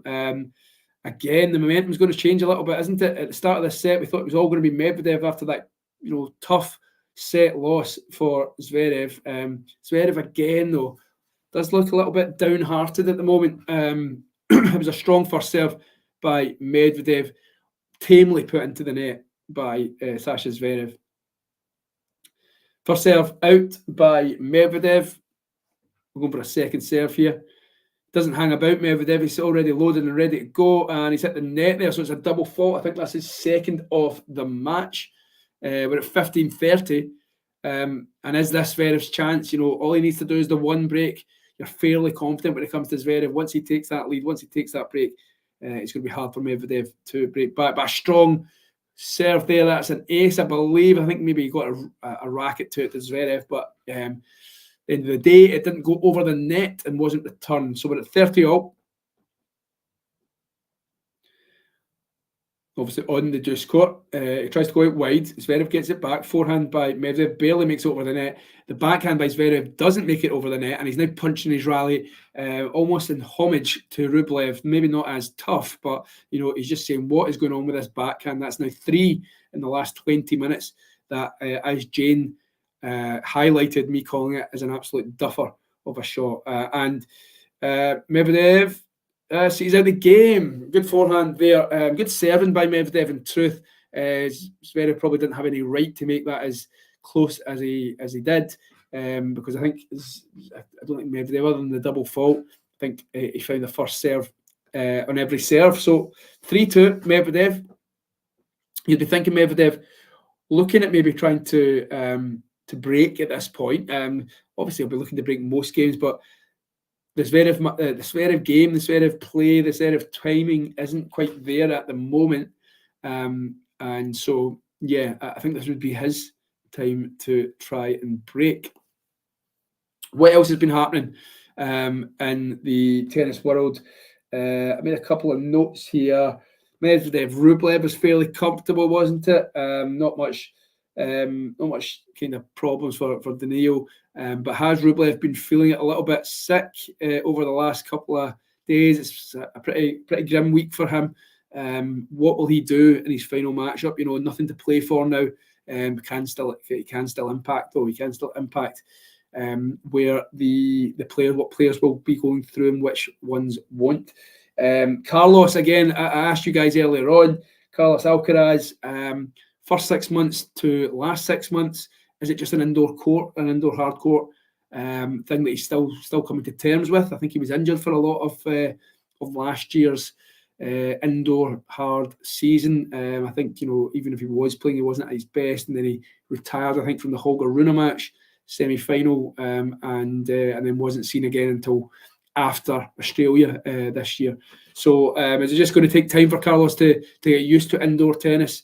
Why did DANIIL Medvedev say that the players aren't as scared as they used to be of Carlos Alcaraz? As he just lost that little bit of an edge, that new kid on the block fear factor? We'll just watch the space. It's going to be a fascinating 2024. And what do we think, guys, of the 2024 season? There's been some debate, some from Talking Tennis Towers, that the 2024 season maybe hasn't been that thrilling. Do you agree? Has it been a wee bit of a lame duck this year? Djokovic has pretty much dominated when he's played. The 2023 ATP season, where do we rank that one in terms of our favourites over the last, say, 10 years even? No Nadal, no Federer anymore.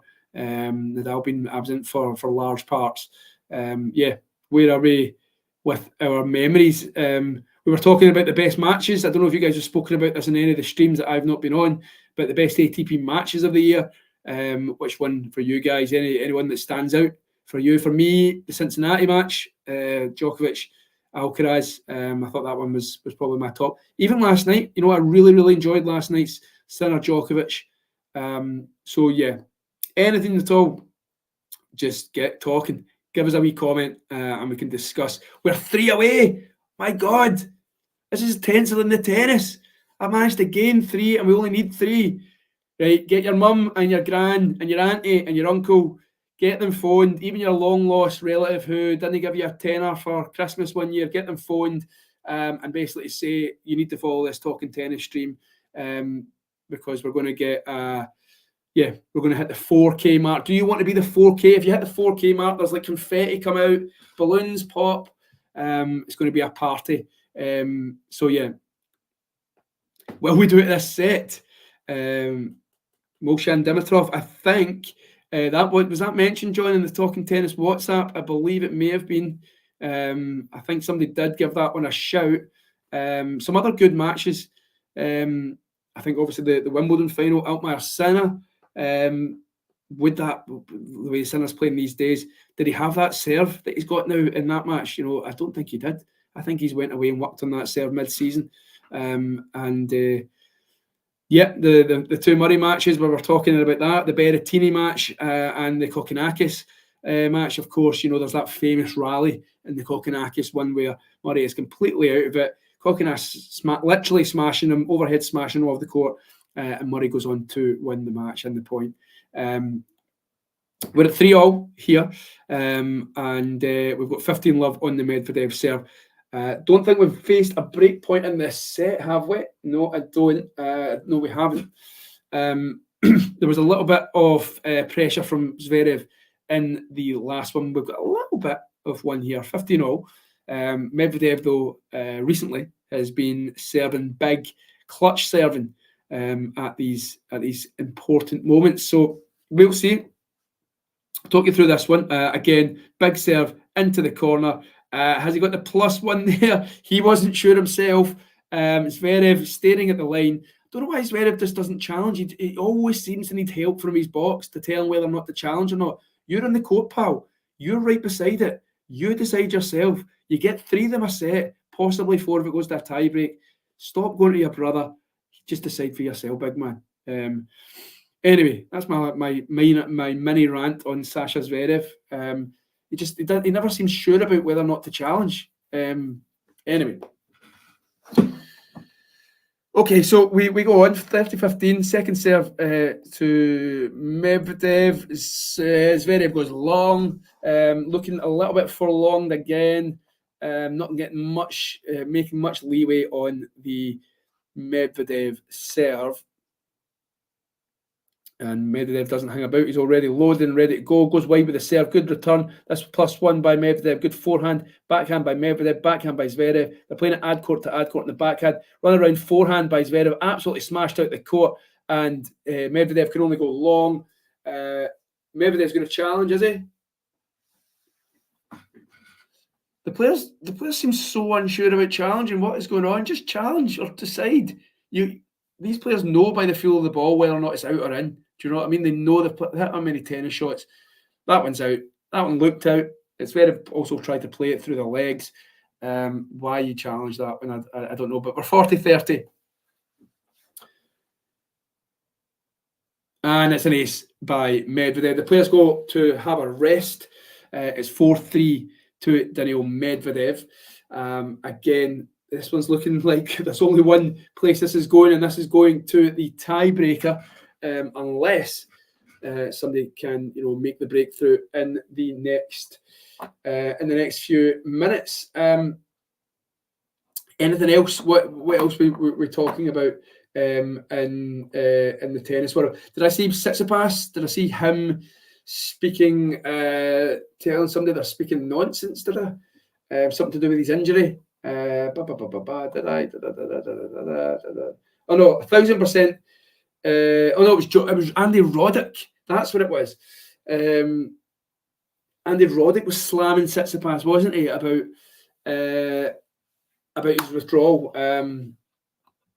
saying, I think he said on Tennis Channel, I'm just finding it now, he totally disagrees with his comments in his view. I know he said something ridiculous the week about how this is bigger. Oh, that was it. So Tsitsipas had said about the finals being bigger than a Grand Slam. I think, because the chances of Tsitsipas winning a slam are getting probably slimmer and slimmer with each passing year. Now you've got Jannik Sinner to get through, but Steph, like, Jesus, mate, every year there seems to be somebody else. And Roddick was talking about Tsitsipas' his claim that the ATP Finals were bigger than a slam, ridiculous. And yeah, Roddick said, I know he said something ridiculous this week about how this is bigger than a slam if you win it. I 1,000% fully disagree. So if you don't have any doubt, he fully disagrees with that. And I don't even think he believes it. He believes what he said, but I would have had an eye on next year, especially if you're nursing multiple injuries. So yeah, I think even when I heard it at the time before reading Roddick's comments, I think we just took that from Steph going, right, he's got a better chance of winning the finals than a Grand Slam these days. And he was coming into it with a little bit of form, let's be honest. He played all right in Vienna and he played all right in Paris. So there wasn't a million. Actually, I had a wee sneaking suspicion for Steph, I've got to be honest.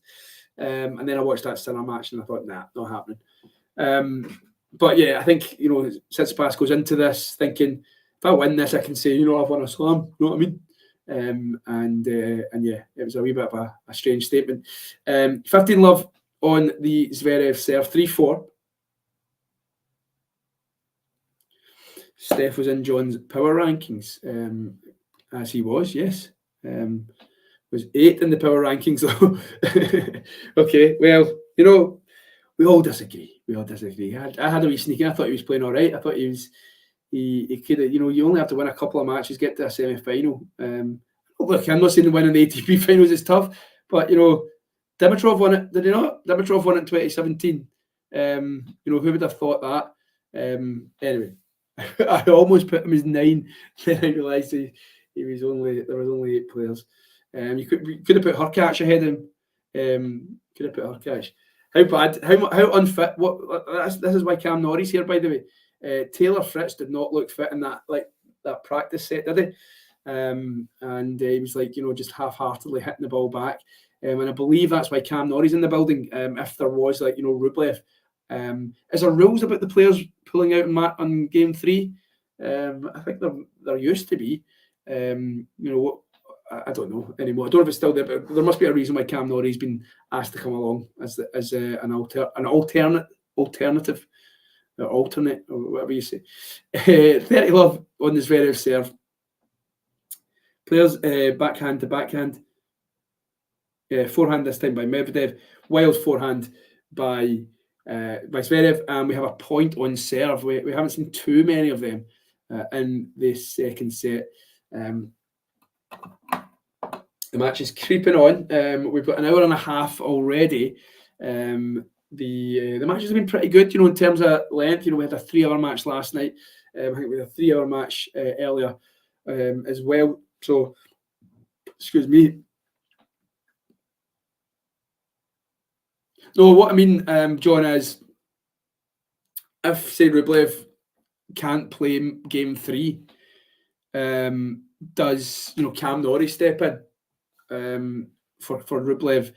I know that, and then I just wondered if it basically, because it's game 3, do they not just give a walkover to? I suppose they can't because of the settage and the round robin aspect of it. So they do have to have somebody to play a tennis match. I suppose is that my thinking? Am I right? I don't know.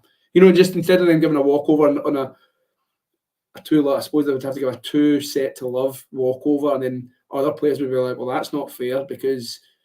So they probably don't. They probably do get Cam Norris. If Rublev doesn't play match 3, basically phones in sick before and says, "I'm dying with a cold here. I think Norrie will probably play then. They don't give a walkover to Zverev. Okay, Zverev just won with a drop shot there. I think we're on 4-all, or we're on 40-30. Okay, so we've had a couple of points here. Let's tune into this one. With Zverev serving now. Tries to go down the tee. Goes a little bit long. He's going to have a look at it. The umpire agrees it was a fault.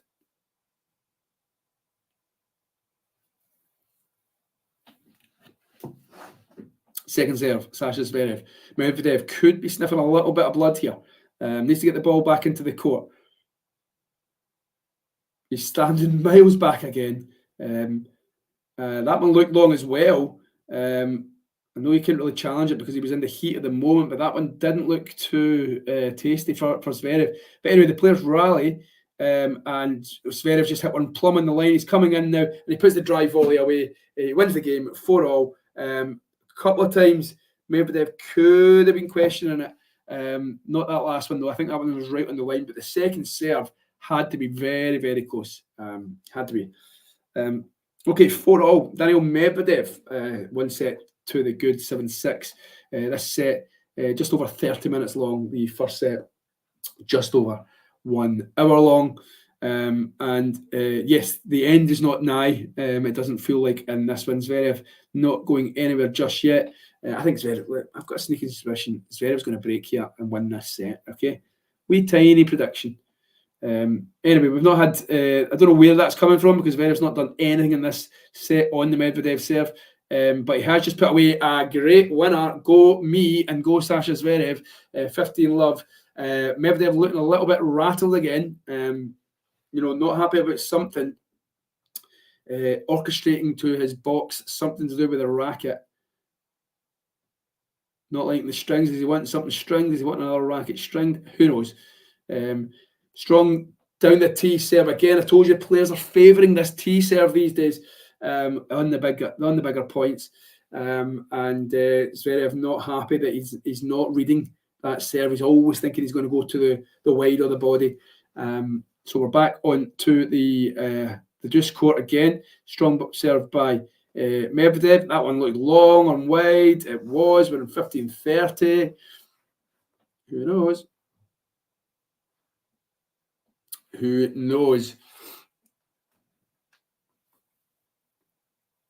15-30.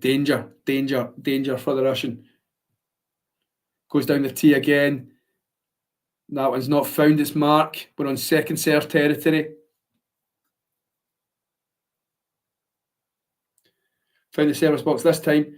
Up the line, the players are rallying at the moment. Backhand to backhand. Backhand by Medvedev. Forehand by Zverev. Up the line, that was just over the net by Medvedev. He was in real danger there, but we're still rallying. It looks like a bit of a miss-hit by Zverev, but the players are still rallying. Forehand by Zverev. Backhand drop shot attempt by Zverev. That one looked... What is he challenging? Oh, no. Okay, so Zverev's hit a drop shot, slice drop shot.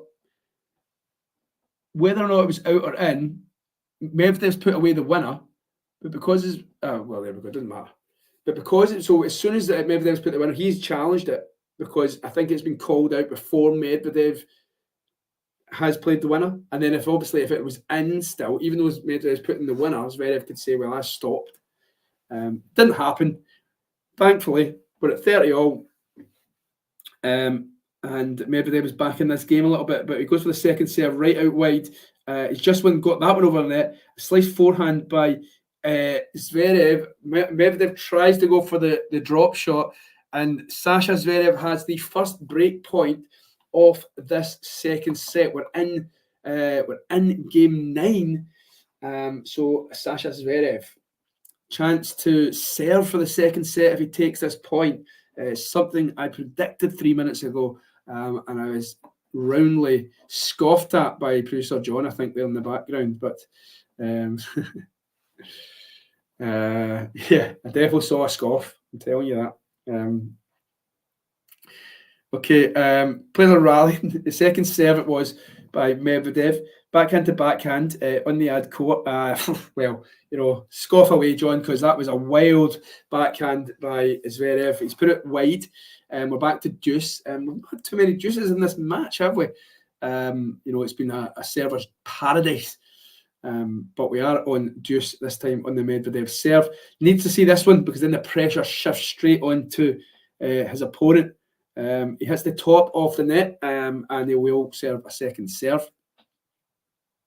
Tense time all round. Second serve and wild by Zverev. It looked like a bit of a miss-hit, but he's managed to stay in the rally. Medvedev hasn't made him pay. Backhand by Zverev, forehand by Medvedev, and the forehand goes into the net. Zverev is screaming at his racket at the ground. That anyone who will listen, because he's just put that one again tamely into the net. That point in the middle of the court, he's just not been able to get his timing right at all, and he punches his racket. Medvedev has returned to 89% of Zverev's first serves after the first 6 return games and the tiebreak. Really good status, Mario. Really good status. Well, Medvedev has won this one. Yeah, that's what he does, isn't it? I mean, on the status there that Mario alludes to, we were looking at it earlier on. Zverev is 75%, so on his is getting the first serve in 75% of the time. But his first serve points, he's winning is 70%. So, like you say, 5% discrepancy there from when he's getting the first serve in and when he's winning the actual point. That's the, so he's getting the first serve in 46 times out of 61 serves, and out of those 46 times, he's only won 32 of the points. So overall, in the match, we are at Medvedev winning 69 points to Zverev winning 62. Actually, Zverev's actually closed that gap. That was a lot bigger earlier. That was about 12 points earlier. At one point, I think we had 52 to 40. So, yeah, I mean, look, if Medvedev's going to sit or stand so far back on the Zverev serve, he's going to get it back, isn't he? So, fair play.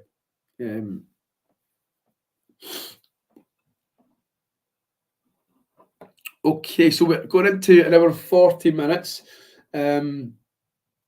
Just to update you, Zverev still winning still ahead in the 9+ shot rallies, 11 to 10. Medvedev winning at 0 to 4 shots quite comfortably, 42 to 35. And they both actually, interestingly enough, any rally that goes between 5 and 8 shots, they have both won it 16 times each. So yeah, pretty interesting. Zverev winning the longer rallies, Medvedev keeping them short. That's not a stat you would think would have went that way, would you? You would think it would have been the other way around. Zverev tried to finish the rally early with these wild ground strokes. Medvedev waiting for the error. But yeah, that's not the way it's happened so far. Zverev serving to stay in the match. Who would have believed this 30 minutes ago when he was 4-1 up in the... what have I just watched? 4-1 up in the tiebreak. Zverev, what assist happened there? He's got his first serve in. Again, Medvedev's got it back. He's looped up a return. Zverev's went for a volley. Then, like on the stretch, rising after a smash, Medvedev is like looped a sliced return. Nowhere really. It's in like no man's land. It's probably one of those shots that Zverev's like, is this dropping? He tries to go for the backhand volley, backhand smash really, and he's put it into the net. He's not served that first serve. We're on a second serve here. We're in danger time. We are in danger time for Sasha Zverev fans. We're 3 people away from the 4K subscribers. Get subscribing now, please. We could be ending in 10 minutes. I think John wants this to go to 3 sets so that he can get the 4K. I wouldn't mind that either. Zverev's just pushed a backhand wide. We're in love 30. You have potentially 5 minutes to get us up to 4K. I'm going to be absolutely gutted if we don't get to 4K during this stream. 4K subscribers, subscribe, give us a follow, give us a like. Loads of 2024 tennis content coming. You're going to have some exclusive interviews with some of the top players coming in potentially next week. Zverev gets a point back. 15-30, strong first serve, down the tee. And, if you subscribe, you also get to see plenty more of me. Me, not hungover me. That would I'd be surprised if that didn't lose a few subscribers on Sunday. Anyway, let's talk us through this next week bit, this watch along here. So Medvedev's got his hand on the racket again. It's looking like Medvedev's point. He's pushed Zverev all the way back. He's pummeling with forehands. They're both meeting forehands. But Zverev's pulled himself back into this one. A strong backhand. Zverev again, a strong forehand this time. It's Medvedev now on the stretch and on the run. And Zverev has put it away. Massive point there, 15-30 down. Early in the rally, Medvedev was on top there. But Sasha Zverev has played his way out of trouble there, took control of the rally, and it was Medvedev who couldn't keep up with the pace of the ground strokes. Fair play, that's what he needs to do more now. We're at 30 all, 140 kilometers per hour, apologies, was that last winner by Sasha Zverev, which, you know, I'm thinking a couple of Djokovic's were in the 100 odd last night. Medvedev gets it just over the net. He's got the whole court to work when he goes up the line. He does go up the line. Zverev would come in, and Medvedev has a match point here. Where has this match come? This is like smash and grab, complete smash and grab if he takes it here. Does DANIIL Medvedev. He's just played his exact game. He's stayed in the rallies. He's picked his moments. You know, this still might not be over, but fair play to get himself to match point after a set and a few games. There's been little chance. There's been only 2 breaks of serve in the whole match. Let's see what happens.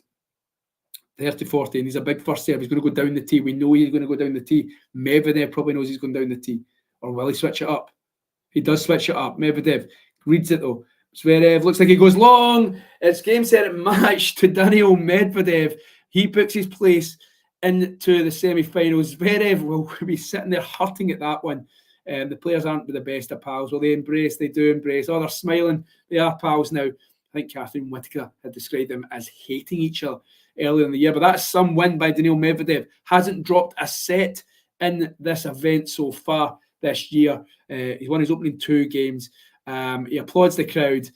Really shouldn't have won that first set, Medvedev. And then he takes his chance with the one of only 2 break points in the whole second set, his first break point. But yeah, anyway, guys, we haven't managed to make the 4K. We're at 3997. That's okay. My feelings are hurt. I might not be back on for a while because of this. But in any case, if we do hit the 4K overnight, well done all. Hit like, subscribe. I'm sure we will have the streams again tomorrow. I maybe jump on if I can. We'll see how my day and my evening's going. And yeah, I'm sure I'll try and get one match in at least before Sunday's final. But listen, loads of good chat as usual. Jane, Ghost, Jake, John. I don't think I'll be able to hear you, will I? Can you hear me? No, can't hear you. Listen, Tom, can you go off and then come back on? I can't hear you. Yeah, can you go off? Oh, I have to jump off and then come in. Yeah. Right. Okay. Try that. Okay, so leave studio. Try it. Okay. For the rest of you, just for the next minute or two, we'll have a quick chat with Tom, and then we will call it a night. A sort of a smash and grab there is what Tom described it as, and I think that seems like a fair assessment, and that means that DANIIL is into pretty much, I'm pretty sure. Can you hear me, Tom? I still can't hear you. I don't know what's going on. I don't know either. Sorry, John. Don't worry. What about your volume? Sort it out. Your volume? Have you tried your volume? We'll sort it out on it another time. Anyway, guys, I don't know if John's typing to me, but thanks very much this evening, John. Thank you for producing in the background. Jane, thank you for, as always, contributing. I don't know if it's my issue at my end. No, the volume's up. The volume's definitely up. Oh, well. So it's good. Anyway, right, guys. Good chatting as always. Enjoyed that one. It was my redemption stream after Sunday's fiasco. So I'll catch you later, Troops, and I'm sure I'll see you before the end of the ATP Finals. All right. Bye-bye. Thank you, Tom. I will be speaking to him very soon. As you can see there from our stats, we are at 3,997 subscribers. I'm just going to check to see if that hasn't crept up at all in the last minute or so. No, it hasn't. But that is all good. Thank you all for tuning in. Make sure you hit the like button as well. Spread the word. Come and join us in the live chat, etc.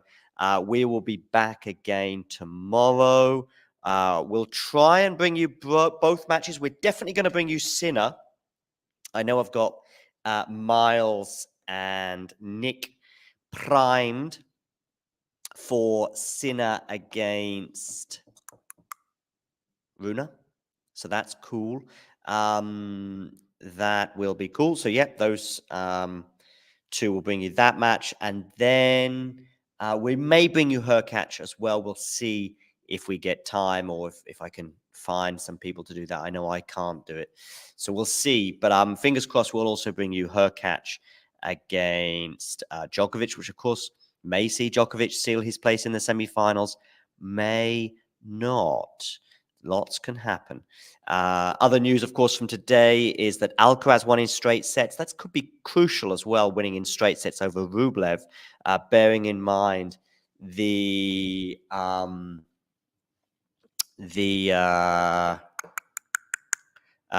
permutations. You know, you win the group, you come second, you come third in the group, depends on all sorts of things, especially if you've lost a match like Alcaraz has.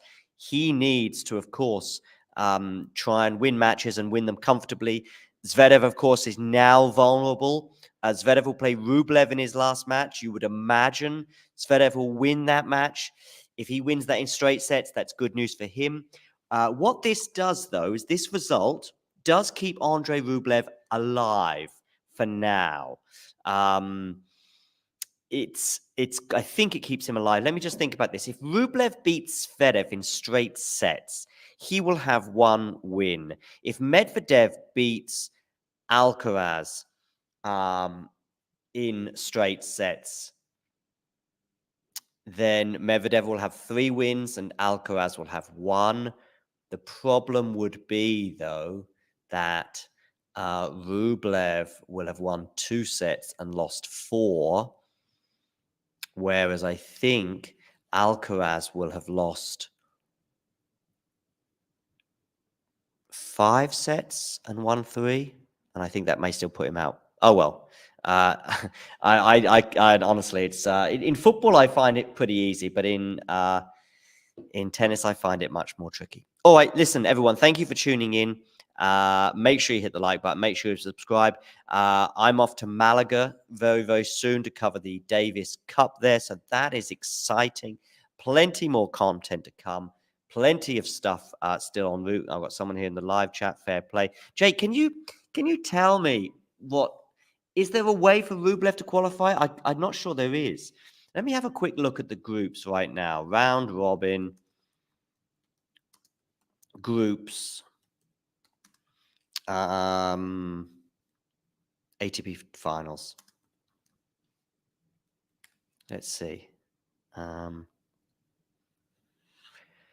Let's have a look at the updated results and standings, perhaps. Although probably on the Nitto website will be better. Let's have a quick look here. Scores, maybe. No, that just gives us the score from that particular match. Let's go back. Maybe we can see. No, draw, schedule. No, that's not helping either. Anyone I can see now, of course, Medvedev has an 11-7 head-to-head over Zverev. Who is injured, John? I don't know. Who is injured? Tell me. I know Tsitsipas is injured. Maybe I need a pen and paper, but I don't have one nearby. But if I could work out this round robin group,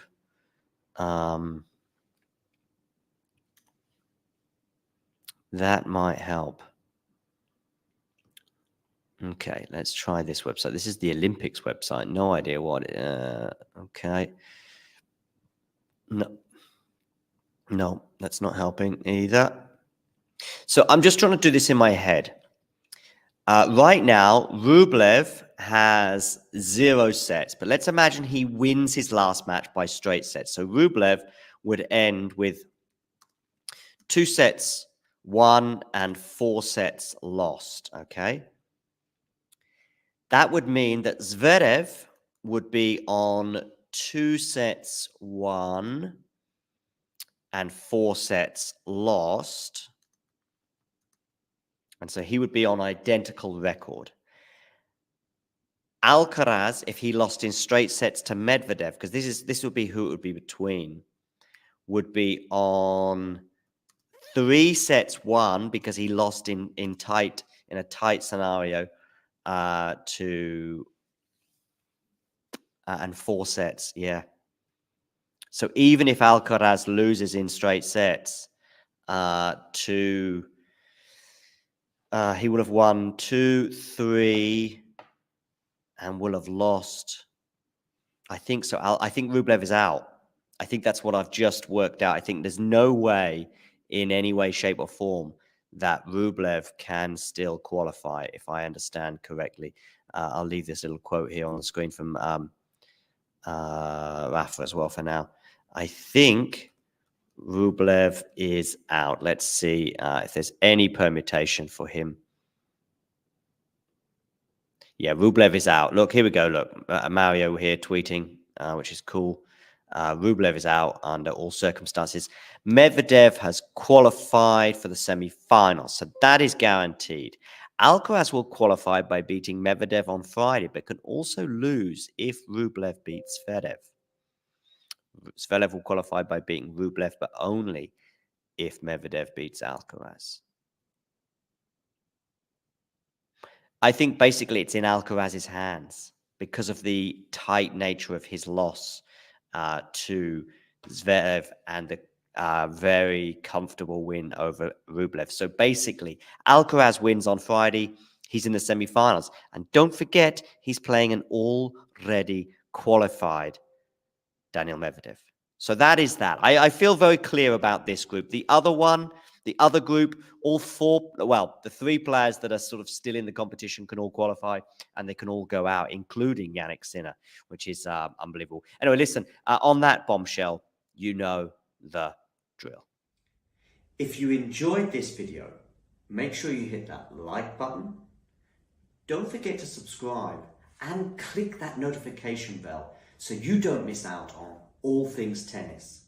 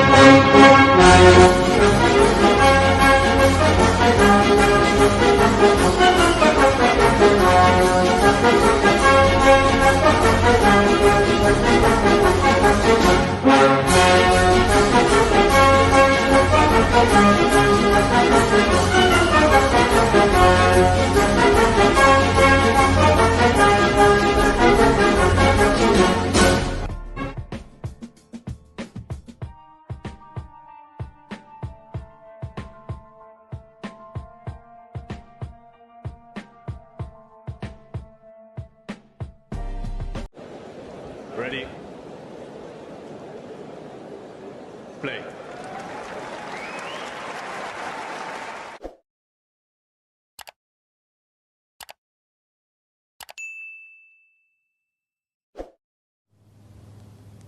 Emma Raducanu has given an interview with the BBC where she's outlined her plans to return from injury, when that will be.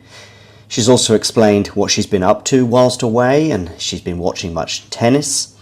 She's also got an answer for the critics, of which, some are on social media, but also, of course, many within the media.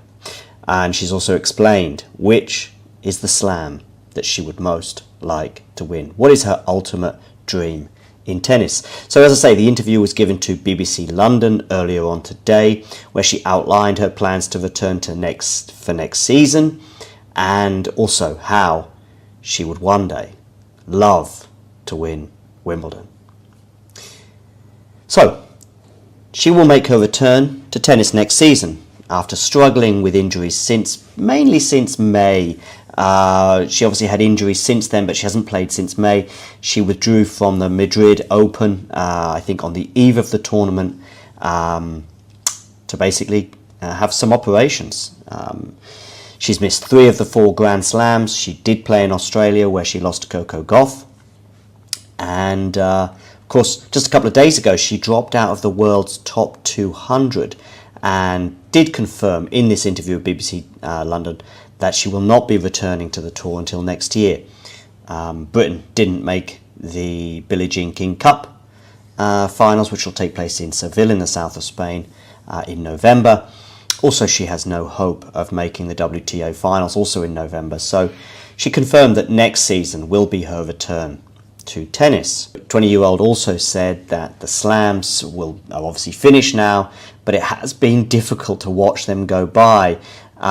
She was just said, "I want to stay in my lane as much as possible and keep focused on my recovery," were her exact words. The 20-year-old has been hampered though by injuries since winning that US Open title in 2021, when remarkably she managed to qualify and go all the way to the title without dropping a set in New York.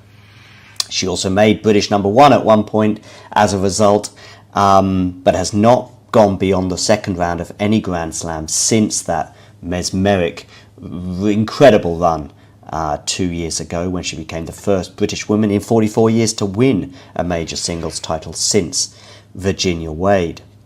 She was also asked about how she deals with criticism, and Raducanu had this to say: The fact they are still talking about me, even though I'm not at these events, is just a compliment. Someone told me once, for example, worry when they're not talking about you, she added.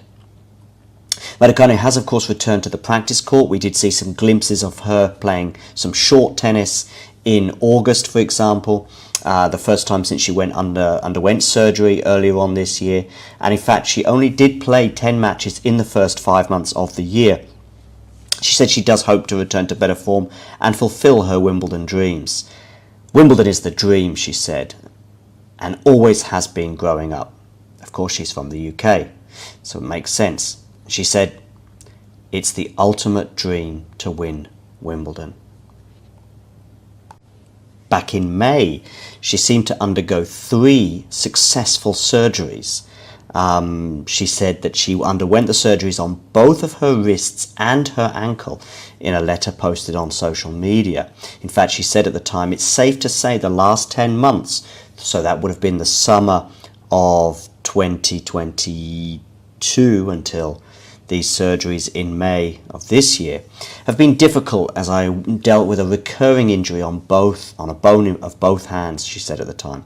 She said she tried to manage the pain and play through it for most of the year, but in the end, it was just getting too much. She was missing so much of training as well as certain tournaments anyway, that for her it made sense to go ahead with these procedures. Well, now she has confirmed that she will be back. I would imagine, therefore, for the Australian swing, maybe United Cup, end of December, beginning of January, perhaps, for the 250 in New Zealand or elsewhere. And then, of course, the Australian Open. If you enjoyed this video, make sure you hit that like button. Don't forget to subscribe and click that notification bell so you don't miss out on all things tennis.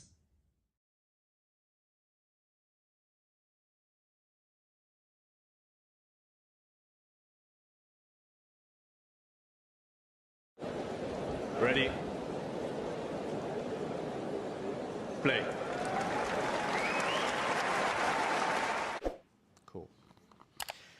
Hi, we are here again in Monastir. It's my first time here, but of course it's the second time that we've had the tournament here. And I'm with the president of the Tunisian Tennis Federation. Firstly, can you just introduce yourself? I'm Salma. I am doctor in sports psychology. I teach in the High University of Sports, and I am the president of Tunisian Tennis Federation. I'm also member in the board of ITF. I represent Africa. Nice. Tell me, how has it been this year, for example, compared to last year? Last year was the first version, so now you're an expert at hosting a tennis tournament. Let's say not really an expert, but this edition we have more good players compared to last year, because last year the best players was 80, and in this year we have 26, 32, and it's very, very important the level of the player, the technical level of the player. Secondly, we tried to improve a little the infrastructure. That's why we did a little village. And we get, let's say, not more sponsor, but the same sponsor. As you know, tennis is not a sport popular here in Tunisia. To get sponsor, it's not easy for us. And the majority, they want to support because they have the visibility. And such an event, because it's a WTA 250, and it's diffused in beIN and all the media. That's why we get more sponsor than last year. Good. We are missing one player this year compared to last year. Ons, unfortunately, she got injured last week in China and wasn't able to make it.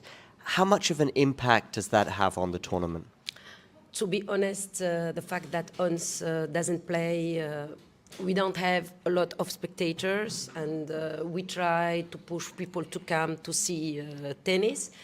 As you know, Ons, she's our ambassador. Everyone loves her all over the world, especially here in Tunisia. They want to, all people, all players, all the fans of Ons, they want to see her playing here in Monastir or in Tunisia. Unfortunately, she has injury. And we did our tournament. Everything is okay. The level is very high. Every day I'm watching the matches. Really, I'm very happy because there is good players, good young players, and because they love Tunisia and they love Monastir also. Yes. You have a 3-year situation, last year, this year, and of course next year. Is there a hope, is there a plan to maybe continue beyond 2024? The hope is here, yes, we can plan, but I have to discuss with EMG and WTA because, as you know, I buy the 3 edition, the tournament. Why not? Why not? It's our dream that we maintain Jasmine Open for many years, and why not also as a president of federation with my board, we hope to host also an ATP. I can tell you that to work here is a pleasure because obviously having everything together and it's nice. I'm from Europe, so we like some winter sun and the palm trees and the beach. What about the players? Are you communicating with the players about, are they comfortable? Are they enjoying their experience here? Yes, yes. All the players are very happy to be here. The majority of the players that come here last year, they are here. They did a big publicity of promotion of Jasmine Open tournament. They like the weather, they have the beach, the food, and I think everything is good. The hospitality here in the hotel. The Tunisians are known to be very kind with the other people, and especially tennis, because now everyone loves tennis in Tunis in the fact of the result of UNS. And I don't know. I think that they are very happy, all the players. Okay, one more. Next year, are you already sort of planning? I mean, are you looking at what happened last year, this year, and also thinking about, okay, what can we do next year to maybe, get even more players or make it even better for everybody? Have you already thought about next year? Yes, we are thinking about next year. First of all, the week. It's very important to get the best week because, as you know, this time, just before the Masters, it's good. We get a good players, but it's not really the week that we want to take as a federation. Perhaps the first week of October, it will be better. And of course, we want to improve the village to get more sponsor. That's why we have to work on sponsoring next month. We don't have to wait till August or July. It will be very late. And yes, why not invite players in top 10 if ONS will not play or if ONS is not here. As you know, in sport there is always injury and we cannot control our player. Thank you for your time. Thank you. Merci. Merci.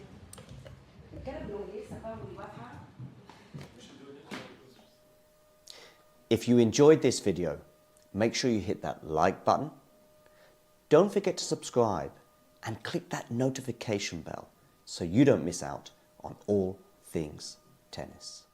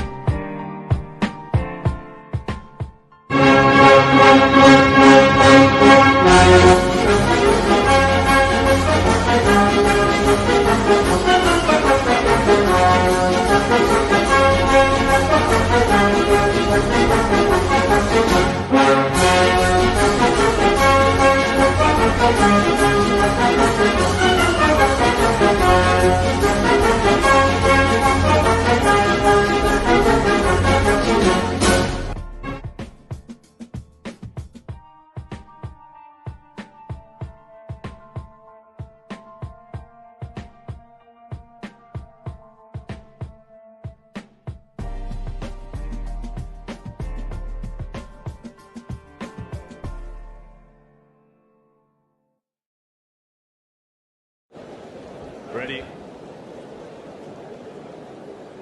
Play.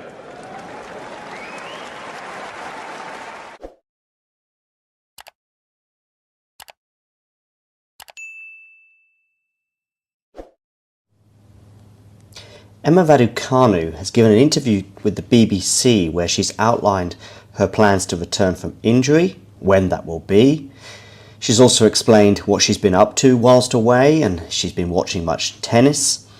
She's also got an answer for the critics, of which, some are on social media, but also, of course, many within the media. And she's also explained which is the slam that she would most like to win. What is her ultimate dream in tennis? So as I say, the interview was given to BBC London earlier on today, where she outlined her plans to return to next season, and also how she would one day love to win Wimbledon. So she will make her return to tennis next season after struggling with injuries mainly since May. She obviously had injuries since then, but she hasn't played since May. She withdrew from the Madrid Open, I think on the eve of the tournament, to basically have some operations. She's missed 3 of the 4 Grand Slams. She did play in Australia, where she lost to Coco Gauff. And of course, just a couple of days ago, she dropped out of the world's top 200 and did confirm in this interview with BBC London that she will not be returning to the tour until next year. Britain didn't make the Billie Jean King Cup finals, which will take place in Seville in the south of Spain in November. Also, she has no hope of making the WTA finals, also in November. So she confirmed that next season will be her return to tennis. 20-year-old also said that the slams are obviously finished now, but it has been difficult to watch them go by. She was just said, "I want to stay in my lane as much as possible and keep focused on my recovery," were her exact words. The 20-year-old has been hampered though by injuries since winning that US Open title in 2021, when remarkably she managed to qualify and go all the way to the title without dropping a set in New York. She also made British #1 at one point as a result, but has not gone beyond the second round of any Grand Slam since that mesmeric, incredible run 2 years ago, when she became the first British woman in 44 years to win a major singles title since Virginia Wade. She was also asked about how she deals with criticism, and Raducanu had this to say: "The fact they are still talking about me, even though I'm not at these events, is just a compliment.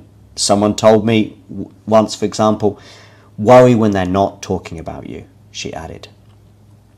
Raducanu has, of course, returned to the practice court. We did see some glimpses of her playing some short tennis in August, for example, the first time since she underwent surgery earlier on this year. And in fact, she only did play 10 matches in the first 5 months of the year. She said she does hope to return to better form and fulfill her Wimbledon dreams. "Wimbledon is the dream," she said, "and always has been growing up."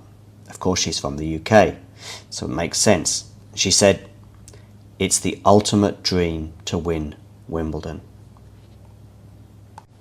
Back in May, she seemed to undergo 3 successful surgeries.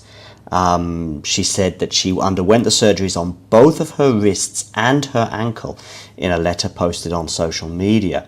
In fact, she said at the time, "It's safe to say the last 10 months, so that would have been the summer of 2022 until these surgeries in May of this year, have been difficult as I dealt with a recurring injury on a bone of both hands," she said at the time. She said she tried to manage the pain and play through it for most of the year, but in the end, it was just getting too much. She was missing so much of training as well as certain tournaments anyway, that for her it made sense to go ahead with these procedures. Well, now she has confirmed that she will be back. I would imagine, therefore, for the Australian swing, maybe United Cup, end of December, beginning of January perhaps, for the 250 in New Zealand or elsewhere. And then, of course, the Australian Open. If you enjoyed this video, make sure you hit that like button. Don't forget to subscribe and click that notification bell so you don't miss out on all things tennis.